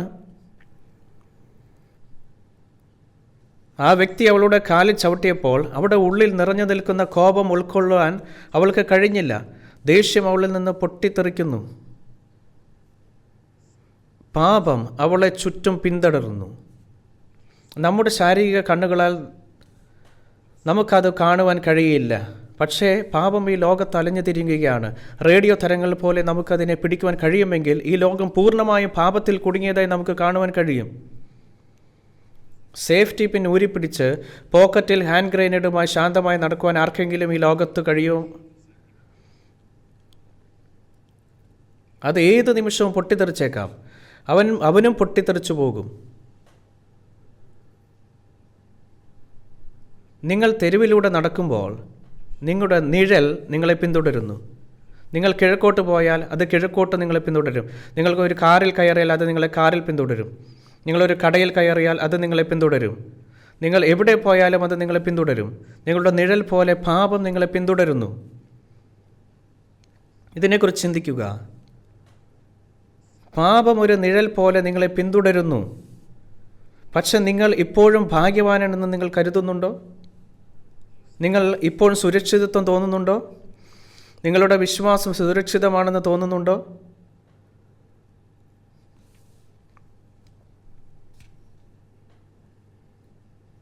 നിങ്ങൾ പോകുന്നിടത്തെല്ലാം പാപം ഒരു നിഴൽ പോലെ നിങ്ങളെ പിന്തുടരുന്നു.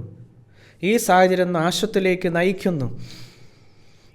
നിങ്ങളെ അത് നാശത്തിലേക്കാണ് നയിക്കുന്നത്. പാപം നിങ്ങളുടെ നാശമാണ്.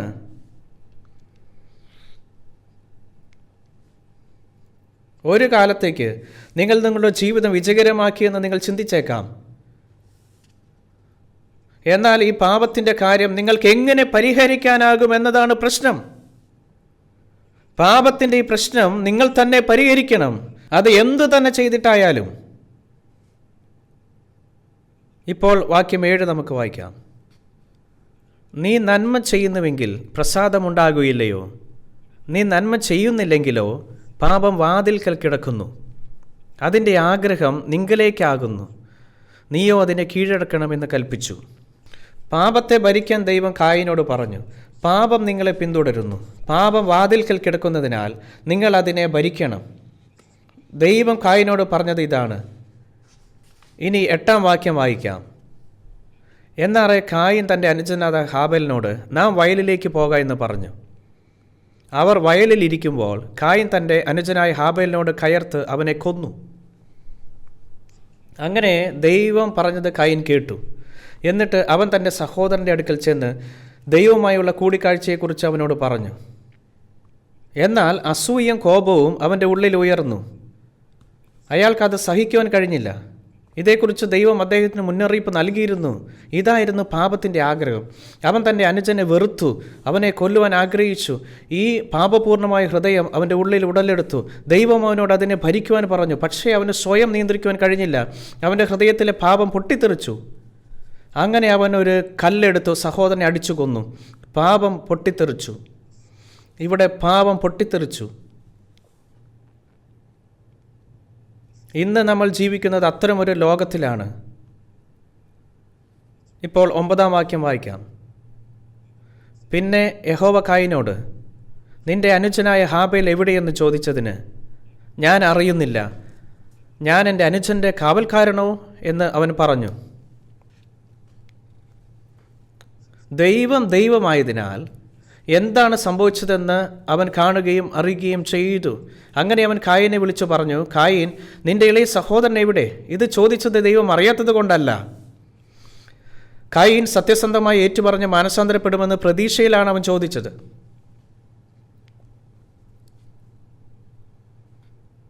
നിങ്ങളുടെ ഹൃദയത്തിലെ പാപത്തെക്കുറിച്ച് ദൈവം നിങ്ങളോട് ചോദിക്കും. ഈ ചോദ്യത്തിന് നിങ്ങൾ ഉത്തരം നൽകുന്ന രീതിയിൽ നിങ്ങളുടെ വിധി നിലനിൽക്കും.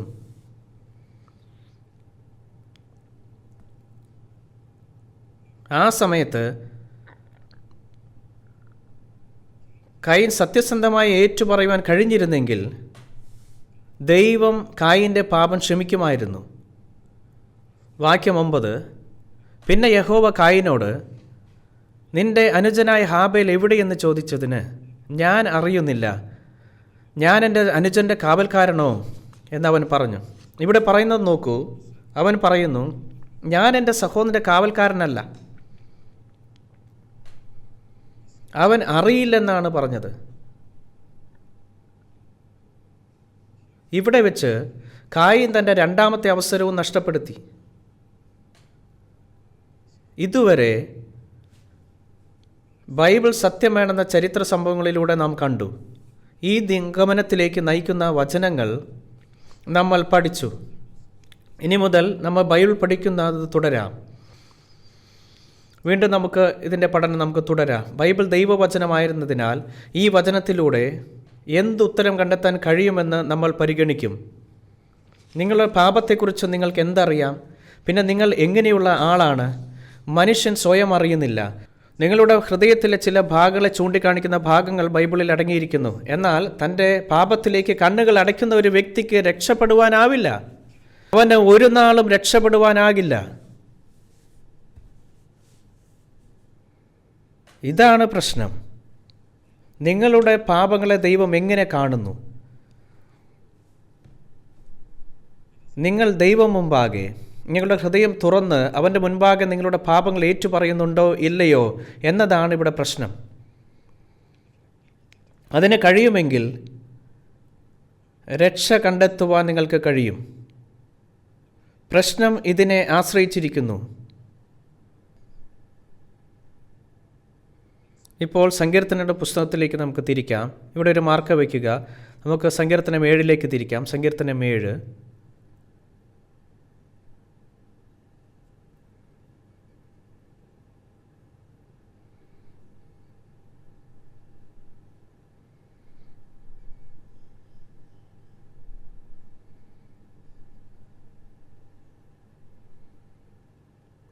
ഇത് പഴയ നിയമത്തിലാണ്.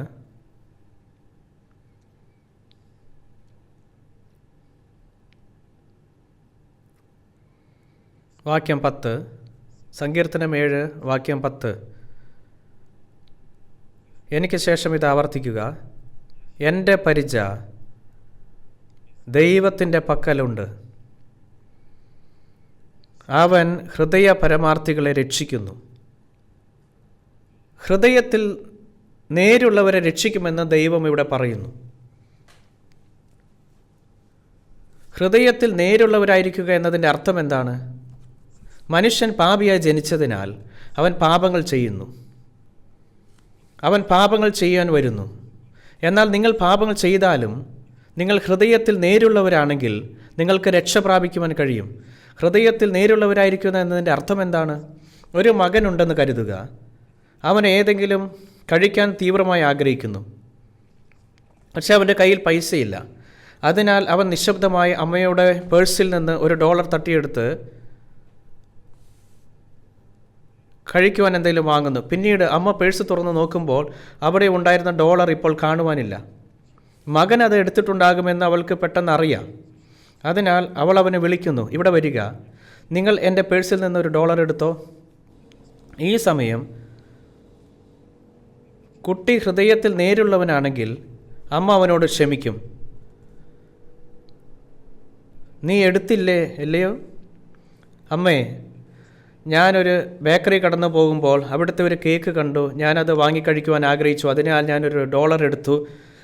ഞാനവിടെ പോയി അത് വാങ്ങി ഞാൻ കഴിച്ചു. അവൻ സത്യസന്ധനാണെങ്കിൽ അമ്മ അവനോട് പറയും, ഇത് സാരമില്ല, എന്നാൽ അടുത്ത തവണ അതെടുക്കുന്നതിന് പകരം ആദ്യം എന്നോട് ചോദിക്കും. അതോടെ കാര്യം തീരും. പക്ഷേ കുട്ടി പറഞ്ഞാൽ, എനിക്കൊന്നും അറിയില്ല, ഞാനത് ചെയ്തില്ല.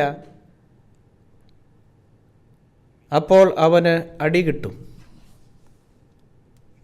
ദൈവം മുൻപാകെ നാം പാപങ്ങൾ ചെയ്യുന്നു. പാപം ചെയ്യാത്തവരായി ആരുമില്ല. നാം എല്ലാവരും പാപം ചെയ്യുന്നു.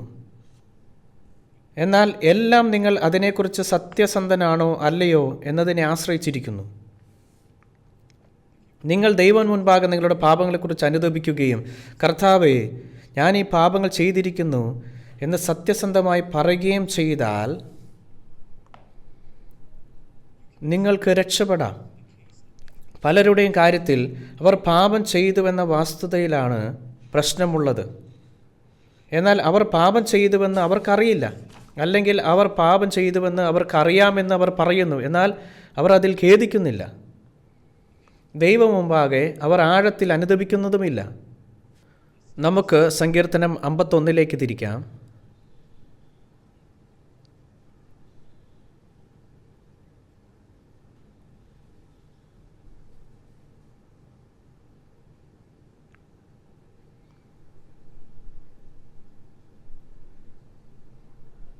സങ്കീർത്തനം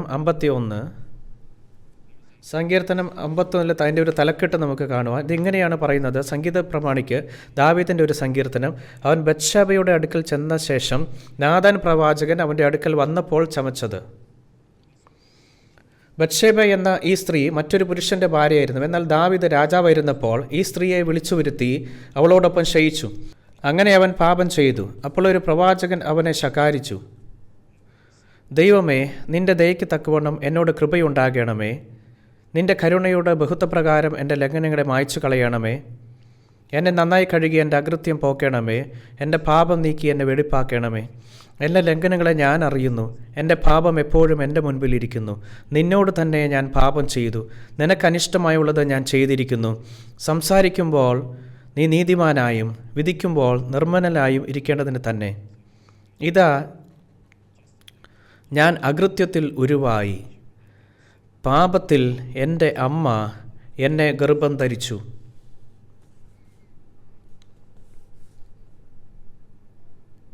നാഥാൻ പ്രവാചകൻ്റെ വാക്കുകൾ കേട്ട് ദാവീദ് ഇവിടെ അനുതപിച്ചു. ബൈബിളിലെ മറ്റൊരു ഭാഗത്ത് ദാവീദ് വളരെ കരഞ്ഞു. അവൻ്റെ കിടക്ക കണ്ണുനീരിൽ മുങ്ങിയെന്ന് പറയുന്നു. അവനിവിടെ പറയുന്നു, ഇതാ, ഞാൻ അകൃത്യത്തിൽ ഉരുവായി. പാപത്തിൽ എൻ്റെ അമ്മ എന്നെ ഗർഭം ധരിച്ചു. മനുഷ്യൻ പാപിയായാണ് ജനിക്കുന്നത്. പാപിയായി ജനിച്ചതുകൊണ്ടാണ് അവൻ പാപങ്ങൾ ചെയ്യുന്നത്. അതുകൊണ്ടാണ് മനുഷ്യൻ പാപിയായതും അവൻ്റെ രക്തത്തിൽ പാപം ഒഴുകുന്നതും. അപ്പോൾ ഒരാൾക്ക് ദേഷ്യം വന്നാൽ നമ്മൾ അതിനെ എങ്ങനെ വിവരിക്കും? അവൻ്റെ രക്തം തിളച്ചു മറിയുന്നുവെന്ന് നമ്മൾ പറയും. എല്ലാ പാപങ്ങളും രക്തത്തിൻ്റെ ശക്തിയിൽ നിന്നാണ്. കോപം, അത്യാഗ്രഹം, വ്യഭിചാരം, മോഷണം ഇവയെല്ലാം രക്തത്തിൽ നിന്നാണ് ഉത്ഭവിക്കുന്നത്. ഇതിൻ്റെ അർത്ഥം എന്താണെന്ന് ഞാൻ വിശദീകരിക്കാം. ഒരു വ്യക്തി രക്തബന്ധത്തിൻ്റെ ഉള്ളിൽ ജനിക്കുന്നു. അതിനാൽ മനുഷ്യൻ തൻ്റെ പൂർവികരുടെ രക്തം അവകാശമാക്കുന്നത് പോലെ ആ രക്തത്തിനുള്ളിൽ അടങ്ങിയിരിക്കുന്ന പാപവും അവൻ അവകാശമാക്കുന്നു. ഇത് രക്തത്തിലൂടെ പാരമ്പര്യമായി ലഭിക്കുന്നു. ഇതിൽ നമുക്കൊന്നും ചെയ്യുവാൻ കഴിയുകയില്ല. ഇതുകൊണ്ടാണ് നാം പാപം ചെയ്യുന്നത്. അതിനാൽ നിങ്ങൾ എത്ര ദയവുള്ളവരോ നല്ലവരോ ആയിത്തീരാൻ ശ്രമിച്ചാലും പ്രയോജനമില്ല. ഇവിടെ പാപം പ്രത്യേകം അറിഞ്ഞിരിക്കേണ്ട ഒരു കാര്യമുണ്ട്. അത് 4-ാം വാക്യത്തിൽ പറയുന്നു,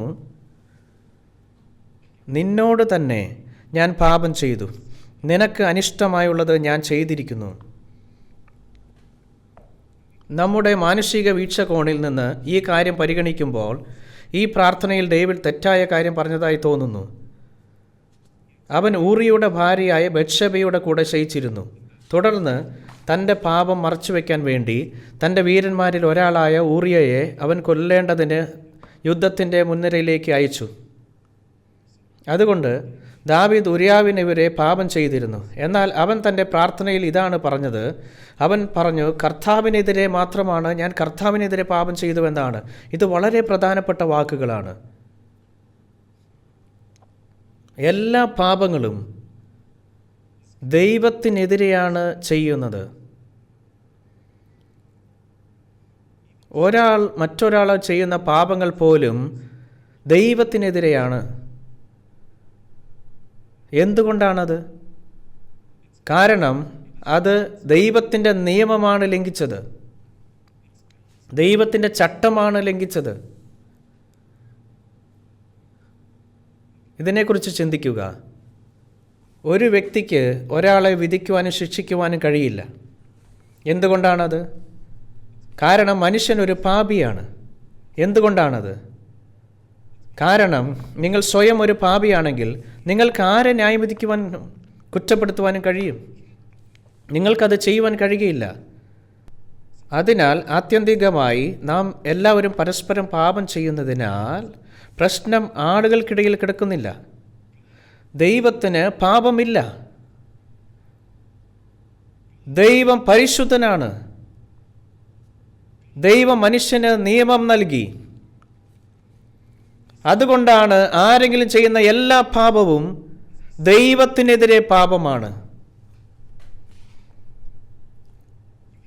ദൈവം മുമ്പാകെ നിങ്ങളുടെ പാപങ്ങളെക്കുറിച്ച് നിങ്ങൾ ഖേദിക്കേണ്ടതുണ്ട്. നിങ്ങളുടെ പാപങ്ങളെക്കുറിച്ച് ഏറ്റുപറയണം. അതുകൊണ്ടാണ് ദാവീദ് പറയുന്നത്, നിന്നോട് തന്നെ ദൈവമേ, ദൈവത്തിനെതിരെ, ഇവിടെ നീ ദൈവമാണ്, നിനക്കെതിരെ നിന്നോട് തന്നെ ഞാൻ പാപം ചെയ്തിരിക്കുന്നു. ഇതുവരെയുള്ള നമ്മുടെ ജീവിതത്തിനിടയിൽ നിങ്ങൾ പാപങ്ങൾ ചെയ്തിട്ടുണ്ട്. എന്നാൽ നിങ്ങൾ എപ്പോഴെങ്കിലും ദൈവം മുമ്പാകെ ആ പാപങ്ങൾ ഏറ്റുപറഞ്ഞിട്ടുണ്ടോ? കർത്താവേ, ഞാൻ പാപം ചെയ്തു എന്ന് നിങ്ങൾ എപ്പോഴെങ്കിലും പറഞ്ഞിട്ടുണ്ടോ?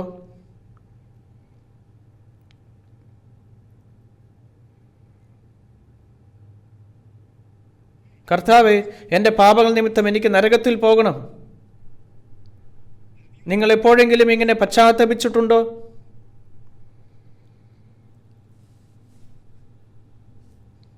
പാപം ചെയ്താൽ ദൈവസന്നിധി അനുതപിക്കണം.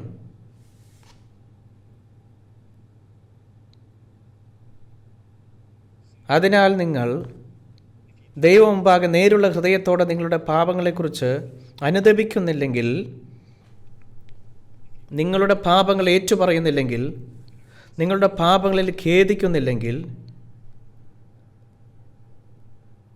നിങ്ങളെക്കുറിച്ച് ഒരു പ്രതീക്ഷയുമില്ല. നമുക്ക് ഉൽപ്പത്തി 4-ാം അധ്യായത്തിലേക്ക് തിരിക്കാം.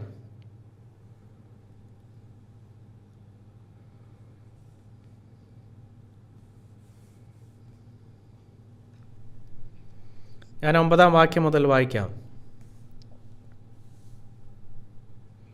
പിന്നെ യഹോവ കായീനോട്, നിന്റെ അനുജനായ ഹാബേൽ എവിടെയെന്ന് ചോദിച്ചതിന്, ഞാൻ അറിയുന്നില്ല, ഞാൻ എൻ്റെ അനുജൻ്റെ കാവൽക്കാരനോ എന്ന് അവൻ പറഞ്ഞു.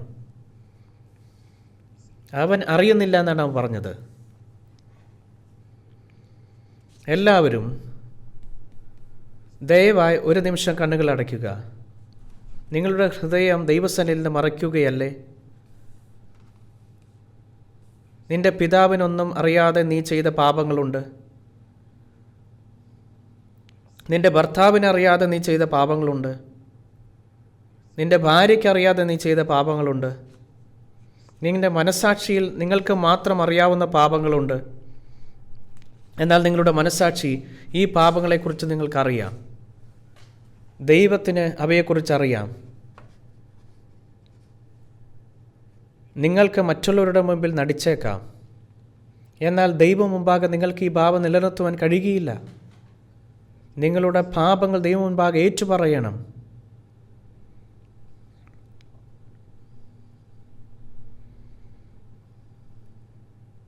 ഇപ്പോൾ വാക്യം 10. അതിനവൻ അരുളി ചെയ്തത്, നീ എന്ത് ചെയ്തു? നിന്റെ അനുജൻ്റെ രക്തത്തിൻ്റെ ശബ്ദം ഭൂമിയിൽ നിന്ന് എന്നോട് നിലവിളിക്കുന്നു. ഈ വാക്കുകൾ നീലയിൽ നിന്നൊരു ബോൾട്ട് പോലെയായിരുന്നു. ദൈവം മുമ്പാകെ ഹാബേൽ എവിടെയാണെന്ന് കൈ നിഷേധിച്ചിരുന്നു.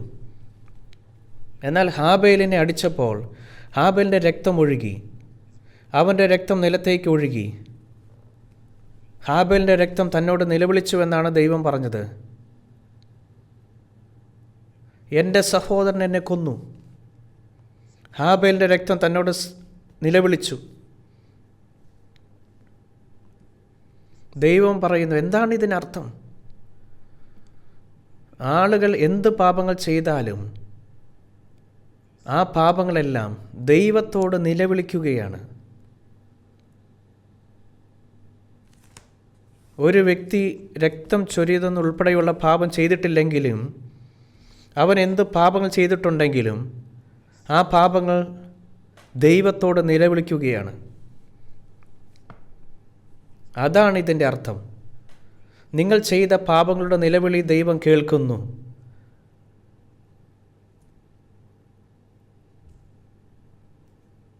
അപ്പോൾ നിങ്ങൾക്ക് എങ്ങനെ സന്തോഷവാനായിരിക്കുവാൻ കഴിയും?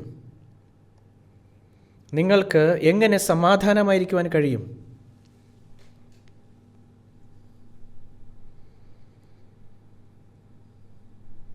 നിങ്ങളുടെ പാപങ്ങൾ ചെറുതായാലും വലുതായാലും അവർ ദൈവത്തോട് നിലവിളിക്കുന്നു. അപ്പോൾ നിങ്ങളുടെ ഹൃദയം എങ്ങനെ ശാന്തമാകും? ഇതുകൊണ്ടാണ് നിങ്ങളുടെ ഹൃദയം ശാന്തമാകാത്തത്. ഇതാണ് നിങ്ങൾക്ക് അസ്വസ്ഥത തോന്നുവാനുള്ള കാരണം. എന്തുകൊണ്ടെന്ന് നിങ്ങൾക്ക് കൃത്യമായി അറിയില്ലായിരിക്കാം. നിങ്ങളുടെ ഹൃദയത്തിൽ ഭയം അനുഭവപ്പെടുന്നു. എന്നാൽ നിങ്ങൾ ഭയപ്പെടുന്നത് എന്താണെന്ന് നിങ്ങൾ അറിയുന്നില്ല. ഇത് എന്തുകൊണ്ടാണെന്ന് നിങ്ങൾ അറിയുന്നില്ല. കാരണം നിങ്ങളുടെ ആത്മാവ് അസ്വസ്ഥമാണ്. ഈ പ്രശ്നം പരിഹരിക്കപ്പെടണം. ഇവിടെ 4-ാം അധ്യായത്തിൽ അതിൻ്റെ 16-ാം വാക്യം വായിക്കാം.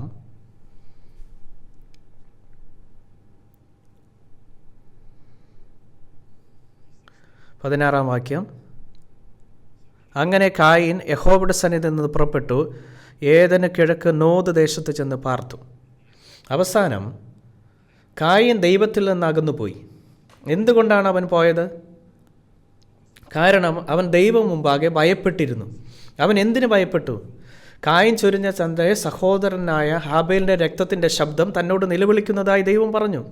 ഹാബേലിൻ്റെ രക്തത്തിൻ്റെ ശബ്ദം ദൈവത്തിൻ്റെ സന്നിധിയിൽ കാതുകളിൽ കേട്ടപ്പോൾ, നിരന്തരം മുഴങ്ങിക്കൊണ്ടിരുന്നപ്പോൾ, അങ്ങനെ കായീൻ ദൈവത്തിൽ നിന്ന് അകന്നുപോയി ദൈവം കാണാതെ ഒരു ദൂരസ്ഥലത്തേക്ക് പോയി. അലഞ്ഞു തിരികെയും അർത്ഥമുള്ള നോദ് എന്ന ദേശത്തേക്ക് പോയി. 17-ാം വാക്യം നമുക്ക് വായിക്കാം. കായീൻ തൻ്റെ ഭാര്യയെ പരിഗ്രഹിച്ചു. അവൾ ഗർഭം ധരിച്ചു, ഹാനോക്കിനെ പ്രസവിച്ചു. അവനൊരു പട്ടണം പണിതു, ഹാനോക്ക് എന്ന് തൻ്റെ മകൻ്റെ പേരിട്ടു. എന്തുകൊണ്ടാണ് അവൻ ഈ നഗരം പണിതത്? ആ സമയത്ത് ആരും ആക്രമിക്കുവാൻ വരുന്നില്ല. പ്രത്യേകിച്ച് ഒരു കാരണവുമില്ലാതെ അയാൾക്ക് അരക്ഷിതാവസ്ഥ തോന്നി. അയാൾ ഭയപ്പെട്ടു. അവനൊരു നഗരം പണിതു. ഇപ്പോൾ അവനൊരു സമയം സ്വയം രക്ഷിക്കുവാൻ ആഗ്രഹിക്കുന്നു.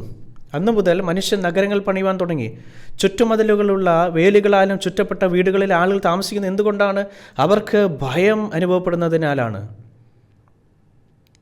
കാരണം അവർ ഭയപ്പെടുന്നു.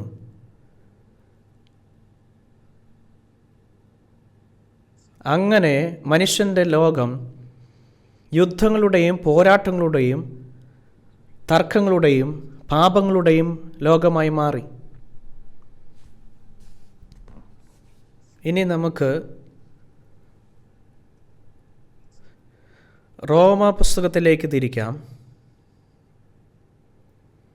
റോമർ 3-ാം അധ്യായം.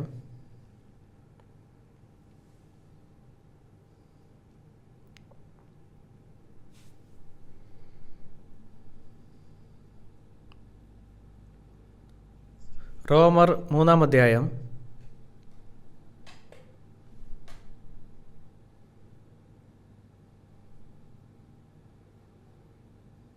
വാക്യം 10.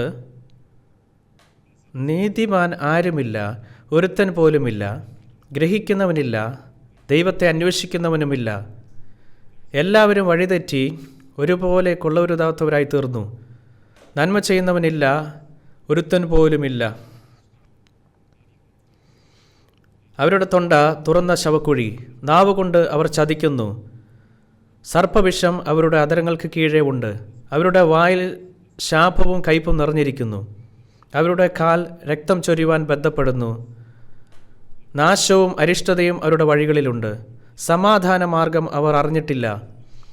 അവരുടെ ദൃഷ്ടിയിൽ ദൈവഭയവുമില്ല എന്നിങ്ങനെ എഴുതിയിരിക്കുന്നുവല്ലോ.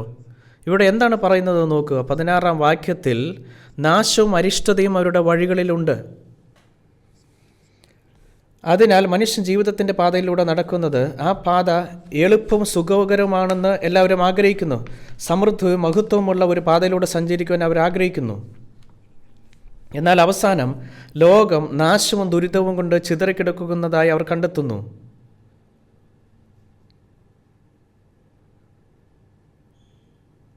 ഒരു വ്യക്തി കുറച്ച് പണം ലാഭിക്കാം, എന്നാൽ പിന്നീട് അയാൾ രോഗബാധിതനാകുകയും തനിക്ക് ക്യാൻസർ ഉണ്ടെന്ന് കണ്ടെത്തുകയും ചെയ്യുന്നു.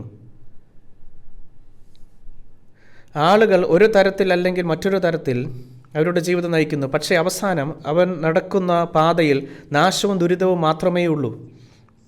അത് പാപത്തിൻ്റെ പാതയാണ്. സമാധാന മാർഗം അവൻ അറിഞ്ഞിട്ടില്ല. എന്താണ് സമാധാനത്തിൻ്റെ യഥാർത്ഥമായ വഴി? കാരണം അവർക്ക് മനസാക്ഷിയിൽ സമാധാനമില്ല. നിങ്ങളുടെ മനസ്സാക്ഷി സമാധാനമുണ്ടെങ്കിൽ നിങ്ങൾ രോഗിയായാലും അതാണ് സമാധാനത്തിൻ്റെ വഴി. ഒരു ഘട്ടത്തിൽ നിങ്ങളുടെ പാപത്തിൽ നിന്ന് മോചിതനായാൽ നിങ്ങളുടെ മനസ്സാക്ഷിയെ വിശ്രമിച്ച് ജീവിക്കുവാൻ നിങ്ങൾക്ക് കഴിയും. അതാണ് സമാധാനത്തിൻ്റെ വഴി.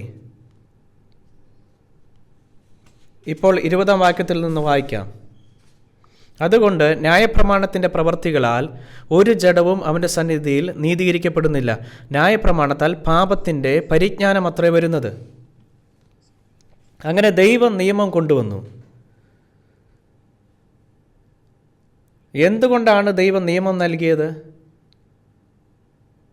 കാരണം മനുഷ്യൻ പാപം ചെയ്യുമ്പോൾ അവൻ്റെ പ്രവൃത്തികൾ പാപങ്ങളാണെന്ന് അവനറിയില്ല. മനുഷ്യൻ തൻ്റെ പാപത്തെക്കുറിച്ച് ബോധവാന്മാരാകുവാൻ വേണ്ടിയാണ് അവൻ നിയമം കൊണ്ടുവന്നത്. എന്നിട്ടും ഇതൊന്നും അറിയാതെ തങ്ങൾ യേശുവിൽ വിശ്വസിക്കുന്നു എന്ന് പറയുന്നവരുണ്ട്. ന്യായപ്രമാണം പാലിക്കാൻ എല്ലാ ശ്രമങ്ങളും നടത്തിയാൽ തങ്ങൾ അനുഗ്രഹിക്കപ്പെടുമെന്നും രക്ഷിക്കപ്പെടുമെന്നും അവർ കരുതുന്നു. ബൈബിൾ പറയുന്നത് അവർ തെറ്റിദ്ധരിക്കുകയാണ്. ഇവിടെ നിങ്ങൾ മനസ്സിലാക്കേണ്ട ഒരു കാര്യമുണ്ട്. ബൈബിളിൻ്റെ ന്യായപ്രമാണവും സുവിശേഷവും ഇവ രണ്ടുമുണ്ട്. ചില മതങ്ങൾ വിശ്വസിക്കുന്ന ആളുകൾക്ക് അവരുടെ ഹൃദയങ്ങളിൽ അസ്വസ്ഥത അനുഭവപ്പെടുന്നു. ചില മതങ്ങളിൽ വിശ്വസിക്കുന്ന ആളുകൾ എപ്പോഴും അടിച്ചമർത്തപ്പെടുന്നതായി തോന്നുന്നു. മതം എന്ന വാക്കിൻ്റെ അർത്ഥം മനസ്സാക്ഷിയെ അടിച്ചമർത്തുകയും നിയന്ത്രിക്കുകയും ചെയ്യുക എന്നതാണ്. ആളുകൾ തങ്ങളുടെ മതത്തോട് കർശനമായി മുറുകെ പിടിക്കുവാൻ ശ്രമിക്കുമ്പോൾ അവരുടെ മനസ്സാക്ഷിയിൽ അവർക്ക് വിശ്രമമില്ല, അവർക്ക് സമാധാനമില്ല. എന്തുകൊണ്ടാണത്? കാരണം അവർ അത്തരം കർശനമായ മതപരമായ നിയമങ്ങൾ പാലിക്കണം.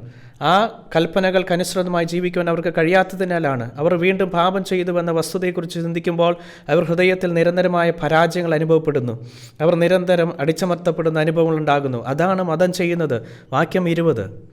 അതുകൊണ്ട് ന്യായപ്രമാണത്തിൻ്റെ പ്രവൃത്തികളാൽ ഒരു ജഡവും അവൻ്റെ സന്നിധിയിൽ നീതീകരിക്കപ്പെടുകയില്ല. ന്യായപ്രമാണത്താൽ പാപത്തിൻ്റെ പരിജ്ഞാനം അത്ര വരുന്നത്. എന്തുകൊണ്ടാണ് ദൈവം ന്യായപ്രമാണം നൽകിയത്? നമ്മുടെ പാപം നാം തിരിച്ചറിയേണ്ടതിനാണ് അവൻ അത് നമുക്ക് തന്നത്. അതിനാൽ അങ്ങനെയെങ്കിൽ നിങ്ങൾ യഥാർത്ഥത്തിൽ രക്ഷ കണ്ടെത്താൻ ആഗ്രഹിക്കുന്നുവെങ്കിൽ പ്രതിക്രിയയിലേക്കുള്ള ഘട്ടങ്ങളുണ്ട്. നിങ്ങളുടെ പാപം തിരിച്ചറിയുക എന്നതാണ് ആദ്യപടി. തങ്ങളുടെ പാപത്തെക്കുറിച്ച് അറിയാതെ യേശുവിൽ വിശ്വസിക്കുന്നവർ രക്ഷിക്കപ്പെടുന്നില്ല.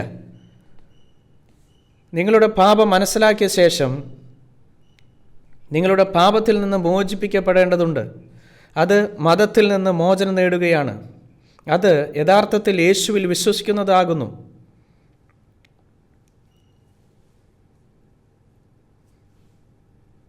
നമുക്ക് പഴയ നിയമത്തിൽ പുറപ്പാട് പുസ്തകത്തിലേക്ക് തിരിക്കാം.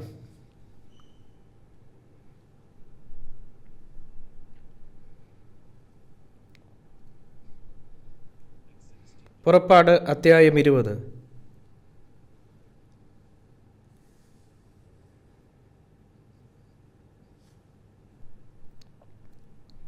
മൂന്നാം വാക്യത്തിൽ നിന്ന് വായിക്കാം.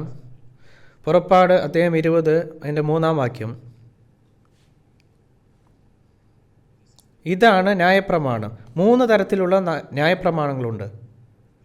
ആദ്യത്തേത് 10 കൽപ്പനകളാണ്. 10 കൽപ്പനകൾക്കുള്ളിൽ ചിലർ നമ്മൾ ചെയ്യേണ്ടത് എന്താണെന്ന് നമ്മോട് പറയുന്നു, മറ്റുള്ളവർ എന്താണ് ചെയ്യരുതെന്നും പറയുന്നു. അങ്ങനെ 10 കൽപ്പനകളുണ്ട്. പിന്നെ യാഗനിയമങ്ങളുണ്ട്.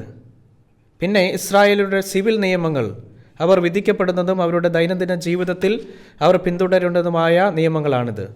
ഇവ 3ഉം ചേർന്നാണ് നിയമമുണ്ടാകുന്നത്. 10 കൽപ്പനകൾ ഈ 3 തരം നിയമങ്ങളുടെ പ്രതിനിധിയാണ്. ഇന്ന് അവസാനിക്കുന്നതിന് മുമ്പ് നമുക്ക് 10 കൽപ്പനകൾ ചുരുക്കമായി നമുക്ക് നോക്കാം. വാക്യം 3. ഞാനല്ലാതെ അന്യദൈവങ്ങൾ നിനക്കുണ്ടാകരുത്. ഈ വാക്യത്തിൽ എന്താണ് പറയുന്നതെന്ന് നോക്കുക. നിങ്ങൾ ഇപ്പോൾ നിങ്ങളോട് സത്യസന്ധത പുലർത്തേണ്ടതുണ്ട്. ഒരേ ഒരു ദൈവത്തെ കൂടാതെ മറ്റേതെങ്കിലും ദൈവത്തെ നിങ്ങൾ എപ്പോഴെങ്കിലും ആരാധിച്ചിട്ടുണ്ടെങ്കിൽ നിങ്ങൾ ചെയ്തത് വലിയ പാപമാണ്. ദൈവം മുൻപാകെ പൂർണ്ണ ഹൃദയത്തോടെ ആ പാപം അനുദപിക്കുകയും നിങ്ങളോട് ക്ഷമിക്കുവാൻ അവനോട് അപേക്ഷിക്കുകയും വേണം. ഈ ലോകം സൃഷ്ടിച്ചത് ദൈവമാണ്. മറ്റേതൊരു ദൈവവും പിശാചിൽ നിന്നാണ് ഉത്ഭവിക്കുന്നത്. ഇതിനെക്കുറിച്ച് ശ്രദ്ധാപൂർവം ചിന്തിക്കുക. നിങ്ങൾ എപ്പോഴെങ്കിലും മറ്റു ദൈവങ്ങളെ ആരാധിച്ചിട്ടുണ്ടോ? ഒരുപക്ഷെ പഴയ നാടോടി കഥകളിൽ നിന്നുള്ള ഒരു ഐതിഹാസിക ദൈവമാണോ? ഇപ്പോൾ വാക്യം 4 നോക്കുക. ഒരു വിഗ്രഹം ഉണ്ടാക്കരുത്. മീതെ സ്വർഗത്തിലെങ്കിലും താഴെ ഭൂമിയിലെങ്കിലും ഭൂമിക്ക് കീഴെ വെള്ളത്തിലെങ്കിലും ഉള്ള യാതൊന്നിൻ്റെ പ്രതിമയും അരുത്. അവയെ നമസ്കരിയോ സേവിക്കുകയോ അരുത്.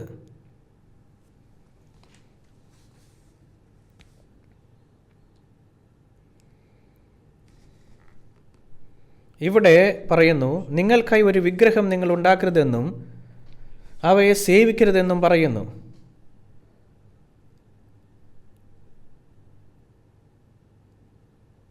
നിങ്ങൾ ദൈവത്തെ പ്രതിനിധീകരിക്കുവാൻ എന്തെങ്കിലും ഉണ്ടാക്കിയാലും ദൈവത്തെ ആരാധിക്കുന്നുവെന്ന് അവകാശപ്പെട്ടാലും ആ വസ്തു ഇപ്പോഴും ഒരു വിഗ്രഹമാണ്. ദൈവം ആത്മാവായതിനാൽ ദൈവത്തെ പ്രതിനിധീകരിക്കുവാൻ നിങ്ങൾക്ക് എന്തെങ്കിലും ഭൗതിക വസ്തുവായതിനാൽ ആ വസ്തു ഒരു വിഗ്രഹമാണ്. ഇതിനെക്കുറിച്ച് ചിന്തിക്കാം. ജീവിച്ചിരിക്കുന്ന ഒരാളെ വണങ്ങുന്നത് പാപമല്ല, അതൊരു സാധാരണ രീതിയാണ്. എന്നാൽ ജീവിച്ചിരിക്കുന്ന ഒരു വ്യക്തിക്കല്ല, ഏതെങ്കിലും വസ്തുവിൻ്റെ മുൻപിൽ നിങ്ങൾ എപ്പോഴെങ്കിലും വണങ്ങിയിട്ടുണ്ടോ? നിങ്ങളുടെ ജീവിതത്തെക്കുറിച്ചൊന്ന് ചിന്തിക്കുക.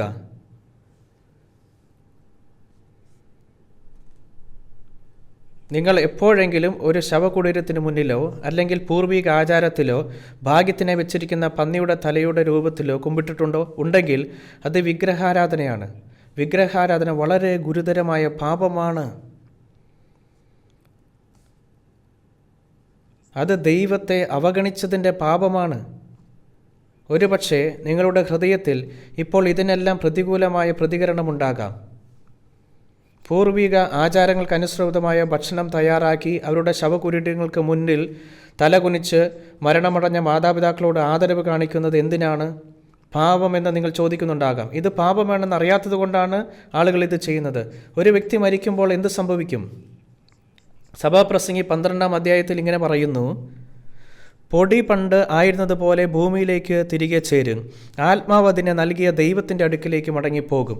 ഒരു വ്യക്തി മരിക്കുമ്പോൾ അവൻ്റെ ശരീരം നിലത്തെ പൊടിയിൽ നിന്നുണ്ടാക്കിയതിനാൽ അവൻ്റെ ശരീരം പൊടിയിലേക്ക് മടങ്ങുന്നു. മറുവശത്ത് അവൻ്റെ ആത്മാവ് ദൈവം സ്വന്തം പ്രതിച്ഛായയിൽ സൃഷ്ടിച്ച ആത്മാവ് ദൈവത്തിലേക്ക് മടങ്ങുന്നു. ജീവിച്ചിരിക്കുന്നവർ പിതൃതർപ്പിതം നടത്തുമ്പോൾ ആത്മാവ് ലോകത്തിൽ അലഞ്ഞു തിരിഞ്ഞ് പ്രതികരിക്കുന്നത് പോലെ ഒന്നുമില്ല. ആത്മാവ് ദൈവത്തിലേക്കാണ് മടങ്ങുന്നത്. രക്ഷിക്കപ്പെടുന്നവരുടെ ആത്മാക്കൾ പറുദീസയിലേക്ക് പോകുന്നു. രക്ഷിക്കപ്പെടാത്തവരുടെ ആത്മാക്കൾ പാതാളത്തിലേക്ക് പോകുന്നു. അത് അർദ്ധനരകമാണ്. ലൂക്കോസ് 16-ാം അധ്യായത്തിൻ്റെ അവസാന ഭാഗത്ത് നിങ്ങൾക്കിത് കണ്ടെത്താനാകും. ഒരു വ്യക്തി പാതാളത്തിലേക്ക് പോകുന്നു, പിന്നീട് അവർ ഉയർത്തെഴുന്നേൽക്കും. രക്ഷിക്കപ്പെടാത്തവർ പോലും പുനരുത്ഥാനം പ്രാപിക്കും. എന്നാൽ ഇവിടെ നിങ്ങൾ മനസ്സിലാക്കേണ്ട ഒരു കാര്യമുണ്ട്. ജീവനോടെ ഇരിക്കുക എന്നതിനർത്ഥം നിങ്ങളുടെ ആത്മാവ് ഇപ്പോഴും ബന്ധപ്പെട്ടിരിക്കുന്നുവെന്നും ഇതുവരെ നിങ്ങളുടെ ശരീരം വിട്ടുപോയിട്ടില്ലെന്നുമാണ്. ഒരു വ്യക്തി ശാരീരികമായും അസുഖം ബാധിച്ച് മരണത്തിൻ്റെ വക്കിലെത്തിയാലും അവൻ്റെ ആത്മാവ് ശരീരത്തിൽ നിന്ന് പുറത്തു പോകുന്നതുവരെ അവൻ ഇപ്പോഴും ജീവിച്ചിരിക്കുന്നു.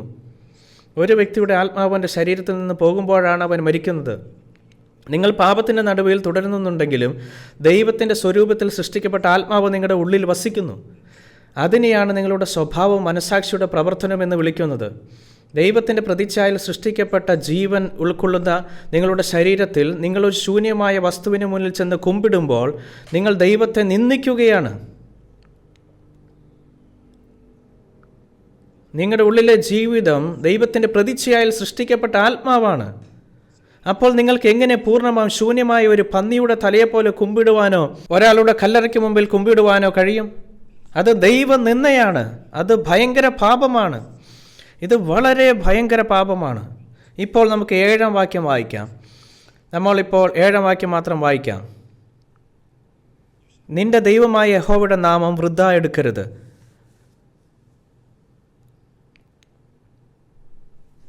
തൻ്റെ നാമം വൃഥാ എടുക്കുന്നവനെ യഹോവ ശിക്ഷിക്കാതെ വിടുകയില്ല. നിന്റെ ദൈവമായ യഹോവയുടെ നാമം വൃഥാ എടുക്കരുത് എന്നാണ് ഇവിടെ പറയുന്നത്. ചിലർ പറയുന്നു, നിങ്ങൾ എന്നോട് ദൈവത്തിൽ വിശ്വസിക്കാൻ പറയുകയാണോ? ഞാൻ എൻ്റെ മുഷ്ടിയിൽ വിശ്വസിക്കുവാൻ ആഗ്രഹിക്കുന്നു. അത് ദൈവനാമം ദുരുപയോഗം ചെയ്യുകയല്ലേ?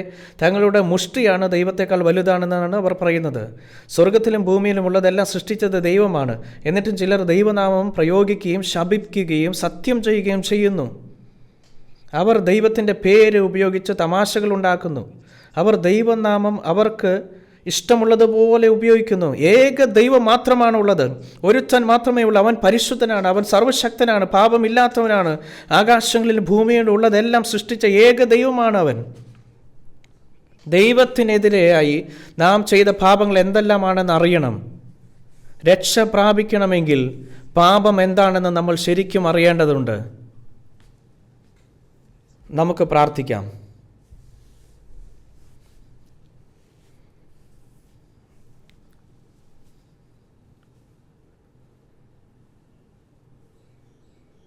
പരിശുദ്ധ കർത്താവേ, ഇന്ന് ഒരിക്കൽ കൂടി ഞങ്ങൾ അങ്ങയുടെ വിശുദ്ധ വചനം പഠിക്കുകയും അത് എന്താണ് പറയുന്നതെന്ന് ചിന്തിക്കുകയും ചെയ്യുന്നു.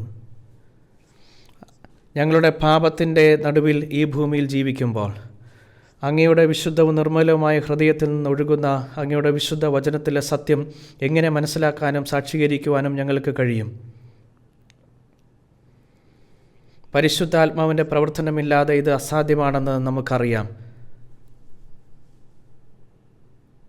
കർത്താവേ, അങ്ങയുടെ വചനം ഞങ്ങൾക്ക് വെളിപ്പെടുത്താൻ വേണ്ടി അങ്ങ് ഞങ്ങളെ ഒരുമിച്ച് കൂട്ടിയതിനാൽ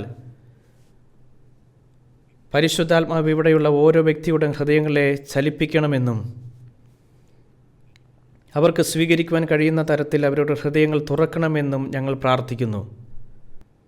അങ്ങയുടെ നടപടിക്രമങ്ങൾ നിരീക്ഷിക്കുകയും അവസാനം വരെ ഞങ്ങളെ നയിക്കുകയും ചെയ്യണമെന്നും ഞങ്ങൾ പ്രാർത്ഥിക്കുന്നു. ഞങ്ങൾ കർത്താവിൻ്റെ നാമത്തിൽ പ്രാർത്ഥിക്കുന്നു. ആമേൻ.